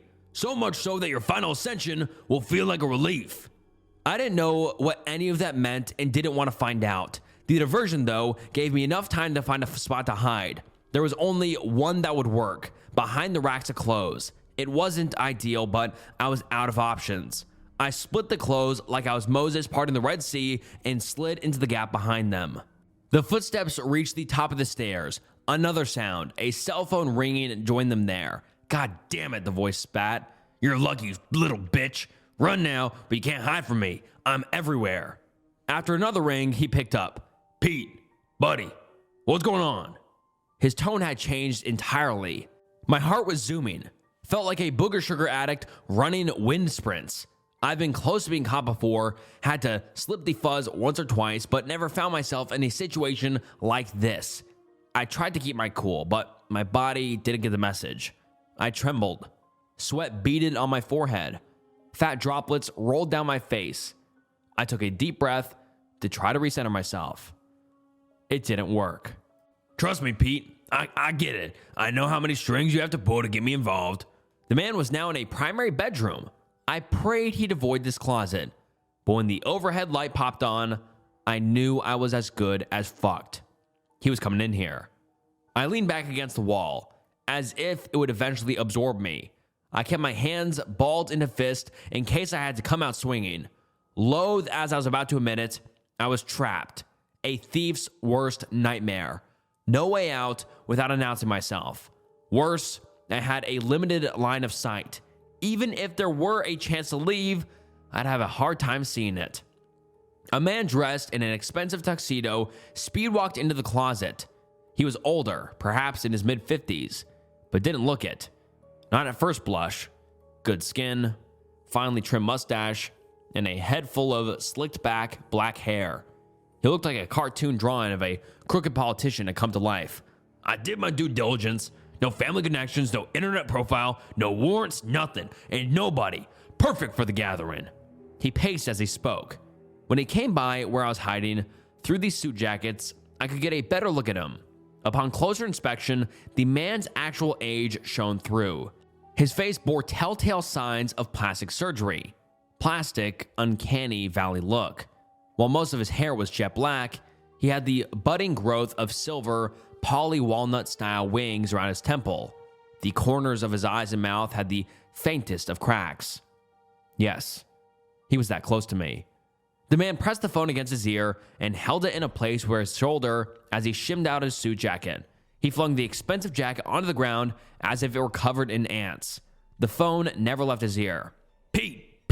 Peter, seriously, I know. I get the scope, okay? Yes, I know. It's why I double back. I'm changing.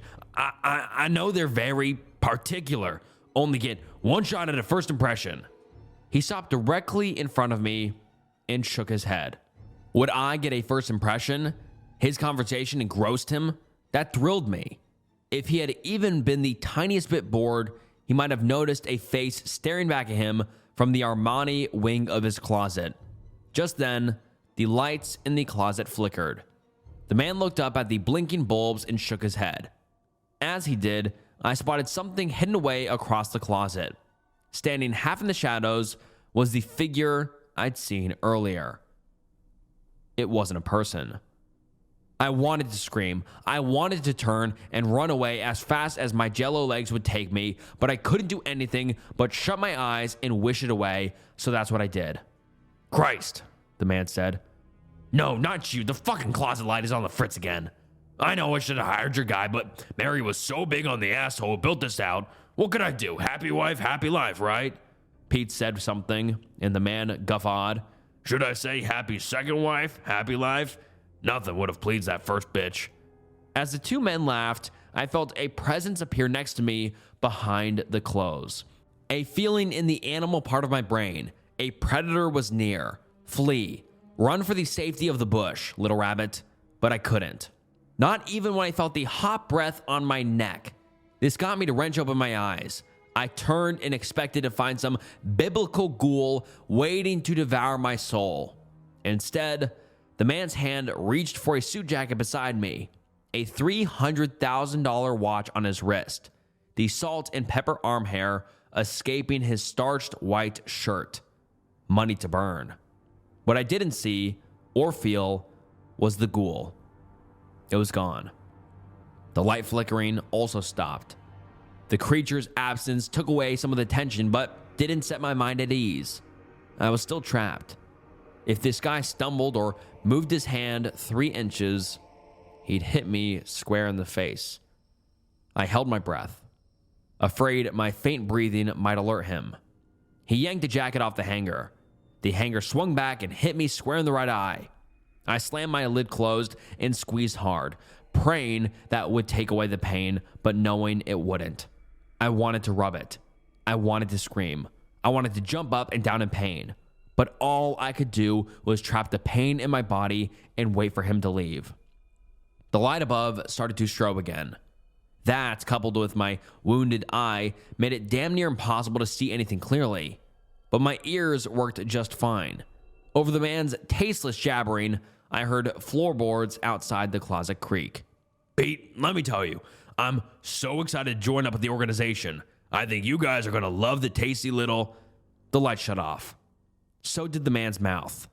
I used the darkness to scratch at my eye like a 1980s DJ. I blinked once, twice, 3 times. It stayed open. It hurt like hell, but I could see again. Or I would be able to, if the light hadn't just shut off. Jesus Christ, I hate this goddamn closet. No, just let me let you go. I gotta check something out before I leave again. I know, I won't be late. He hung up his phone, but fuzzled with it, trying to turn on the flashlight. The screen's weak light lit up the edges of his face. He looked otherworldly. A hideous goon god had not intended to replicate. His fumbling fingers finally found the flashlight. As soon as he flipped it on, his phone died. God damn it, Chinese crap. How does this bullshit cost $1,000? The only light now poured in from the open closet door, right near where I'd heard the creaking. My cat burglar trained eyes had adjusted to the low light. I strained my neck, trying to get a peek at the door, but the man's body had come between me and the exit. Mumbling to himself, he strode toward it. Before he could leave, though, something quickly ran into the bedroom and slammed the closet door shut. I heard the turn of a lock before the sprinting of feet as they ran down the hallway. The man screamed and slammed into the door. The walls rattled, but the door held firm. He shouldered it again as hard as he could. It was a dumb mistake. He crumpled to the floor, moaning in pain and grabbing at his shoulder. Fucking hell, he said, rubbing his wound. He kicked the bottom of the door twice, not in any attempt to open it, but out of frustration. I'm gonna beat someone's ass. He kicked the bottom of the door a 3rd time for good measure. He pushed himself back up, muttering curses under his breath, and made his way to the vanity. He felt along the side of the counter until he found a latch and pulled it. With a click, the vanity revealed itself to be a door into a hidden room. An eerie white light emanated from the room, and I realized it was the glow of dozens of TV screens. A panic room. I couldn't move to get a closer look, but it was clear he was searching for screens for something, or more likely, someone. He walked deeper into the panic room, and I took that moment to shuffle, ever so quietly, a little closer to where he was. I fucking knew it, the man yelled. The hate and menace in his voice made me wince. Seconds later, he came storming out of the panic room with something in his hands. I couldn't make it out at first, but when he swung it against the door, I realized it was an engineer's hammer. Whump, whump, whump, ka-ching. The handle snapped off after several swings. Light from the outside room poured through the hole. The man pressed his face against the opening and scanned the primary bedroom. He put his mouth to it and yelled, I know you're out. When I find you, you're gonna wish you were dead. For dramatic flourish, he booted the closet door. It violently swung open, slamming into the doorstop and vibrating like a tuning fork. He walked through, clutching the hammer hard in his hand. He had murder on his mind.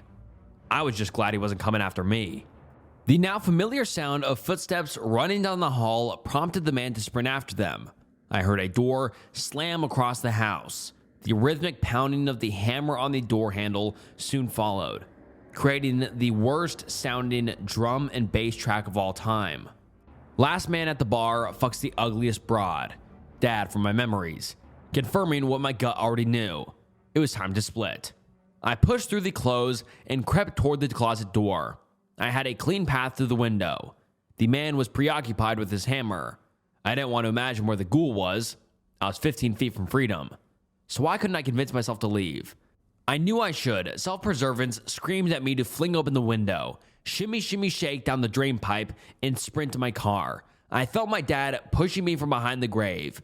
Move, you idiot. The fuzz will be here soon. But something was holding me back. If this guy killed someone, and I didn't stop it, I'd never forgive myself. I'd have that person's blood on my hands. I couldn't carry that weight. I'm a crook, not a bastard. Sighing, I changed course and headed for the panic room door. I needed to see what was happening.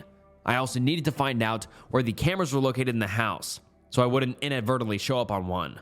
It might also show me another pathway to escape if the need arose. My mouth hit the floor as I walked into the panic room. A bank of monitors displayed nearly every inch of the house inside and out. I had spotted the outside cameras while I cased the place and found a dead zone between them. That was not true inside. There was a camera pointed directly at the window I had climbed through. There was one looking at me right now. Fuck. The man wailing on the handle caught my eye. While it only took a few direct hits to dislodge the first handle, this one was not cooperating with him.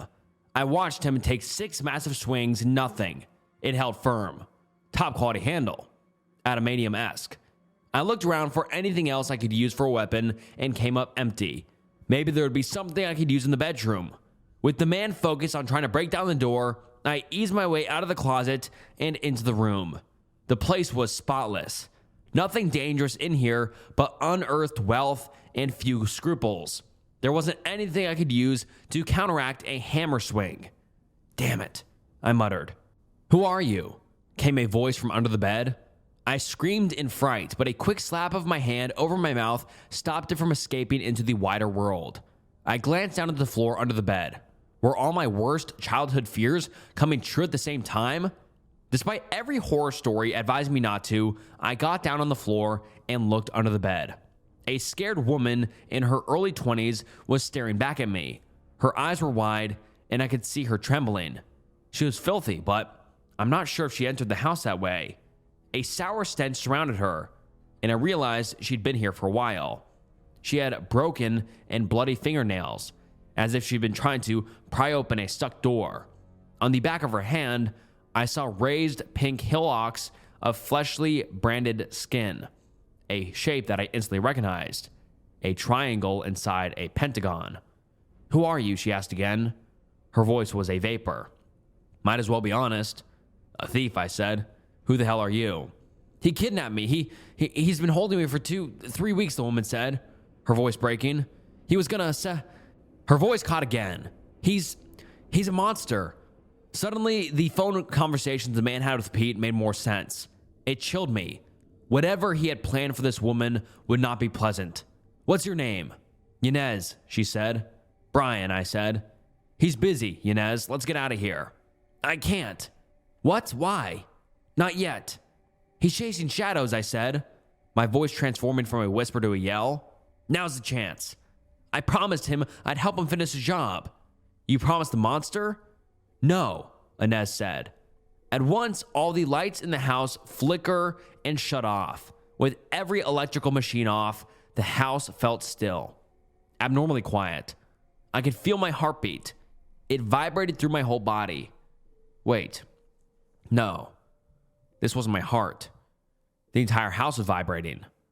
I promised the demon I conjured. Who the fuck is in my bedroom? The man yelled from down the hall. She's my prize, you hear? Tell Pete to find his own goddamn lamb. Get under here, Brian, Inez yelled. I wasn't going to argue. I dropped to the floor and army crawled under the bed.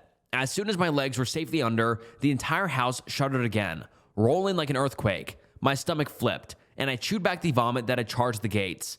As fast as it came, it left, both my bile and the house. It was still again. The only noise I heard was the chain of the fan gently tapping against the dome light. "Whatever you do," Inez whispered, "don't look at it." I shut my eyes. A concussive explosion blew out the door down the hall. I heard the man cry out before I heard his body thumped against the wall. A sickening crack of bones snapping on impact echoed down the hall. What the fuck? 2 thunderous, house-rattling stomps followed. The man was whimpering in pain and fear and God knows what else. I heard him stand, but before he could flee, the air shattered with the sounds of dozens of different people's agonizing screams and a low, rumbling growl. "Oh my God," the man yelled, the panic in his voice palpable. His brain's terror messages finally connected with his legs. The next thing we heard was the thumping of footsteps rushing towards us. Why not leave, I thought. The stairs to the exit were right there. Then it dawned on me. He was trying to get to his panic room. The place where he believed his money had bought him security. His sanctuary. His safe place. What he didn't understand was that there would be no protection there. He wasn't going to find a shelter to shield him from the bomb. He was going to find his tomb. As soon as he crossed the threshold of his door, an invisible force shoved him in the back. Ragdoll-like, he flew through the air, crashing into the window. It shattered. Glass fell around him like those shimmering jewels I'd seen on the brooch. The man landed with a thud next to the bed. Despite Inez's warnings, I opened up my eyes as his body crashed near us. I saw the man. He saw me. Blood leaked out from dozens of slices across his arms and face. There was a burn mark on his back, and his skin sizzled. You could smell the stink of cooked meat. I think about what went through his brain at that moment. An unholy monster was chasing him, threatening him. His life was on the line. He's just suffered traumatic injuries. Then he sees a strange man hiding under his bed with the woman he planned to use for some ungodly, horrific ritual. Before the chaos of the moment returned, he had to think, what the hell is going on here? Who the hell are you? The man attempted to stand, but a scaled, covered hand seized him in an iron grip. He struggled, yelled, pleaded, but he couldn't break free. The creature let out another choir's worth of screaming voices and dragged the man toward the closet by his hair. The man screamed at us to help, but we didn't move an inch. "Have mercy, please. Have a family. This isn't right, please." I glanced at Inez. She was stoic. I wondered if the man had felt the same indifference when he abducted and beat her. Each time the demon's cloven hoof hit the carpet, it ignited the fabric. Little fires everywhere. The man screamed as the closet door slammed closed behind him. The next sounds we heard were the snapping of bones and the dying screams of a condemned man. "Let's go," Inez said, shimmying out from under the bed. "Don't have to tell me twice." Several of the smaller fires had coalesced into a larger blaze. The house was a goner. The flames blocked the doorway to the stairs. Inez held up her hand to shield herself from the heat, but it was in vain. She turned to me, eyes pleading. "What do we do?" "I got this," I said. I dashed to the window and knocked out the remaining broken glass. Smoke poured out into the night air. "Come on," I yelled. "Climb down the drain pipe. I have a car nearby." Inez nodded and nearly leapt out the window. She moved down the drain pipe so quickly, I lost sight of her almost instantly. I climbed out the window and stopped to look back in. The black smoke filling up the room made seeing anything impossible. I felt my tool bag strapped to me. I reached in and found the brooches I stole. Holding them up to my face, I could see dozens of little fires reflecting off their surfaces.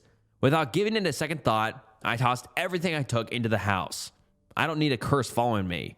"Hurry, please! The firemen are coming," Inez said. She was right. Fire and police. Probably. I don't want to be here when they arrived. I can't imagine Inez had any desire to stick around any longer as well. Once I was on the ground, I helped her climb the outer fence and clambered over after her. As we hit the ground, I saw dozens of neighbors coming over to watch the show. None of them seemed to clock us. I grabbed Inez's hand and led her into the darkness away from any potential witnesses. We walked the 3 blocks to where I had stashed my car. The neighborhood was alive with the approaching sirens and burning mansion. Inez sat down on the curb, put her head in her hands, and sobbed. I wanted to comfort her, but wasn't sure if I should. Are you okay? I finally offered. No, she said. But when is life ever okay? I laughed. Got me there. She spat towards the mansion. I hope his soul rots in hell. I'd say he got what he deserved. I had so many questions for her, but didn't feel like now was the best time for him. Well, there was time for one, even if I wanted to avoid asking. My mouth just went for it. How did he do that? The demon? I nodded. I prayed for it. But you're praying to God, right? I said, confused. I prayed for revenge, she said, standing, and something finally heard me. Did you promise it anything? Do you owe it your soul or something? She gave me a weak smile and wiped away her tears. I would never get that answer. She softly touched my shoulder, nodded her head in thanks, and started walking down the street. I wanted to call out, to offer her a ride somewhere, to ask her those 100 questions, to offer her help. She didn't want it, didn't need it. She operated on a level that was higher than I could even conceive, dabbled in things I couldn't imagine, dark things, things I didn't want to imagine ever again. Despite my curiosity, I didn't follow her. She needed peace, solitude. A thought came to me in that moment. When you've got what you came to get, you leave. That was Dad again. He was talking about breaking and entering, but I couldn't help but feel like it worked now too. We both got our freedom back. A second chance we thought we'd never get. When you got what you came to get, you leave. Thanks, Dad. There's a reason the forest behind our house is fenced off. I wish I'd listened. Written by First Difference 904. When my wife Sarah and I bought the house, it felt like a dream come true.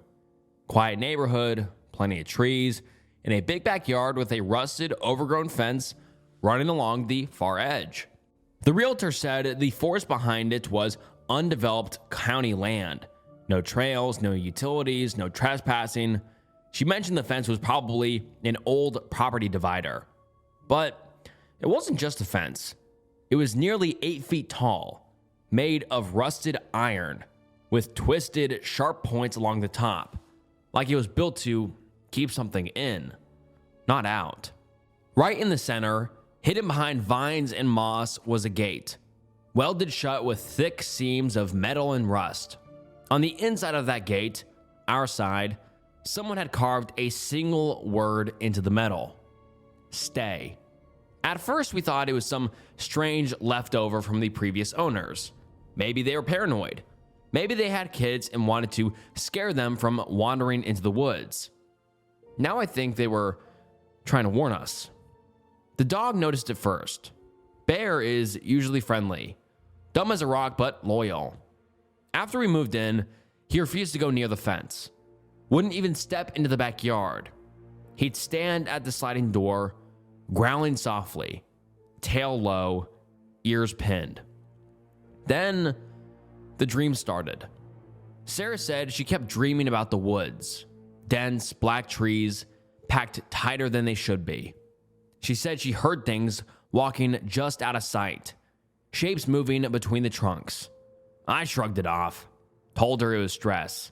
New house, new environment, normal adjustment stuff. Then I started having the same dreams. And then it got worse. One night last week, I woke up at exactly 3:17 a.m. Not from the noise, not from a nightmare. I just knew I had to wake up. The house was silent. Even Bear wasn't snoring. I got up and looked out the back window. There, standing inside the fence, on the other side of the welded gate, I couldn't see much, just a tall silhouette, pale, almost white, barely human-shaped. It didn't move, didn't run when I turned on the porch light. It just raised a long, thin arm and pointed at me. I blinked. It was gone. The next morning, I found bare footprints in the dew. Human-looking, but wrong.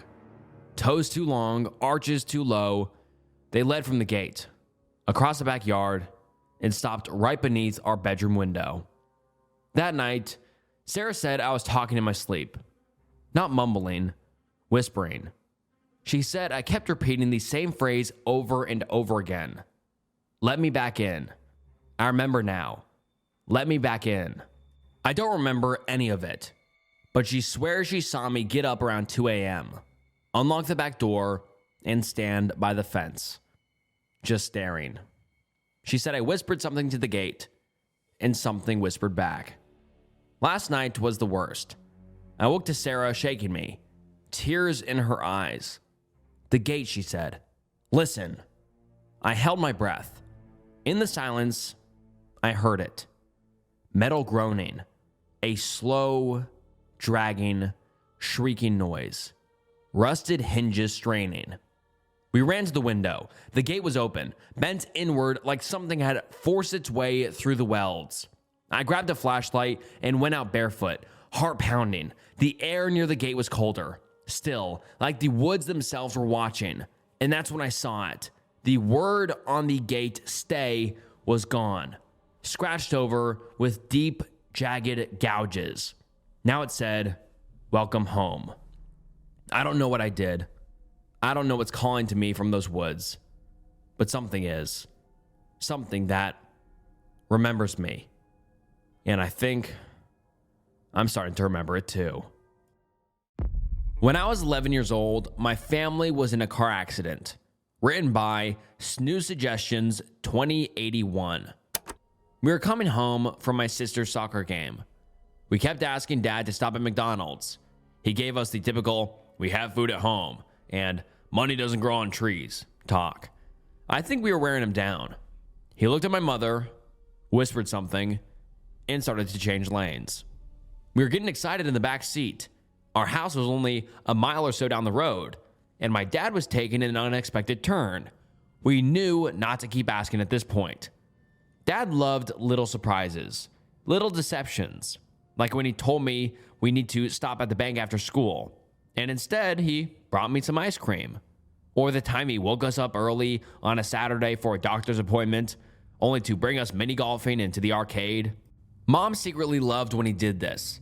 She loved how far he would go to surprise us, even if it was just a Happy Meal. The arrow turned green, and Dad started driving again. I was too busy thinking about what toy would come with my meal. I didn't see anything. I heard Dad shout, "Oh my God!" Then everything went black. I woke up seconds later. At least, I felt like it was only seconds later. I wasn't in the car anymore. My vision was fuzzy. The lights were so bright. It felt like I was staring at the sun. I just wanted to wipe the sleep from my eyes, but my body felt like it was 1,000 pounds. I started to feel panicked. I heard a voice say, "Hey buddy, it's okay, easy now." I looked in the direction of the voice. It was a lady. She was purple. My vision was slowly coming back to me. Things around me were starting to take shape. No, she's not purple. It's her shirt. In her pants, it's a nurse. Did Dad really bring us to the doctor's office instead of McDonald's? I know that can't be true, but nothing makes sense right now. I feel the panic inside of me growing. It's okay. Try to calm down. You've been through a lot. Your parents will be so happy to know that you're awake. The nurse had a calming voice. I don't know why I'm here, but she makes me feel safe. I have so many questions. I don't know where to start. What happened? Where's my mom? How did I get here? My brain was racing. I tried to speak, but all I could say was, what? The nurse told me that my family was in a car accident. Someone sped through a red light while my dad was turning and crashed into us.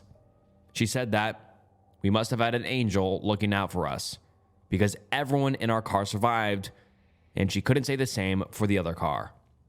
Apparently, I took the most damage. She says I've been in a coma for 5 days. At first, they didn't believe I was going to make it, but I started showing signs of improvement after the 3rd day. She sat with me another minute or so, then told me she was going to get my parents. They must have been worried sick. Mom was probably biting her nails to the bone. She always bites her nails when she gets stressed out.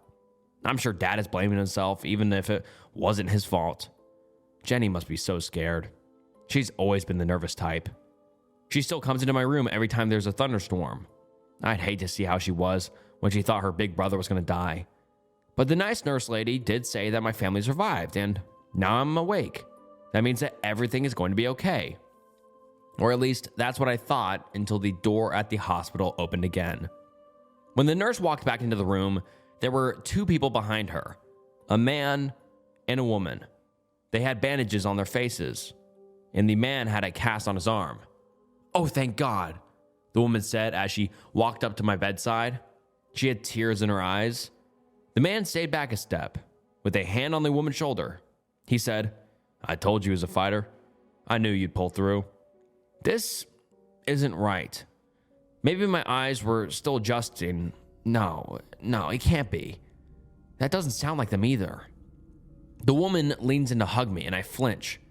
There must be a mistake. I don't know these people. Where are my parents?" "Don't be silly," the woman says while wiping the tears away from her face.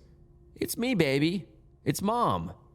Now, I'm 100% certain these people are my parents. My mom would never call me baby. She hates pet names. She won't even call me Matt. It's always Matthew. I can feel the panic lump in my throat again. I begin speaking louder, almost shouting, "You're not my mom. I don't know you. Where's my mom? Where's my dad? And where's Jenny?" The woman slowly backs away, turning her head. She looks over to the nurse. Is he okay?" Her voice is trembling. He doesn't recognize me." The nurse steps forward. After severe trauma, sometimes people can suffer short-term memory loss. He may be disoriented and needs some time to get his bearings. I started shouting louder, almost screaming now. "I know who my parents are. They are not my parents." I pointed directly at the pair to emphasize my point. And where's my sister? Where's Jenny?" "Sweetie, who's Jenny?" "You don't have a sister," the woman said in hysterics. "Nurse, you have to do something. There must be some kind of brain damage." "Sweetie," again. My mother would scoff if she heard someone call me sweetie.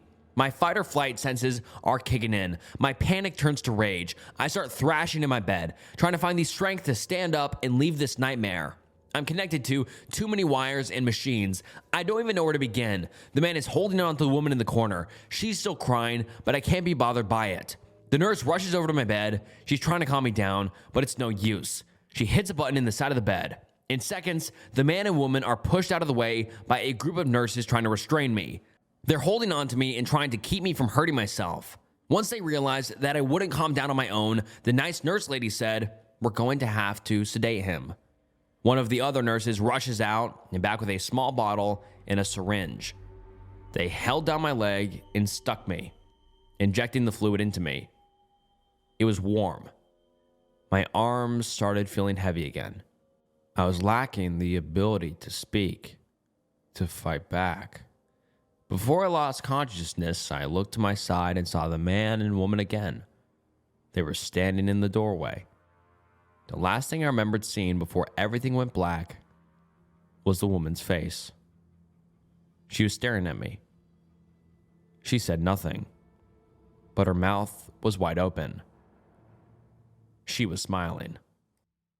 And all right, guys, that wraps up some unsettling Reddit horror stories. I hope you enjoyed today's video. If you did, please like the video, subscribe to the channel, and comment down below if you'd like to see more videos like this in the future.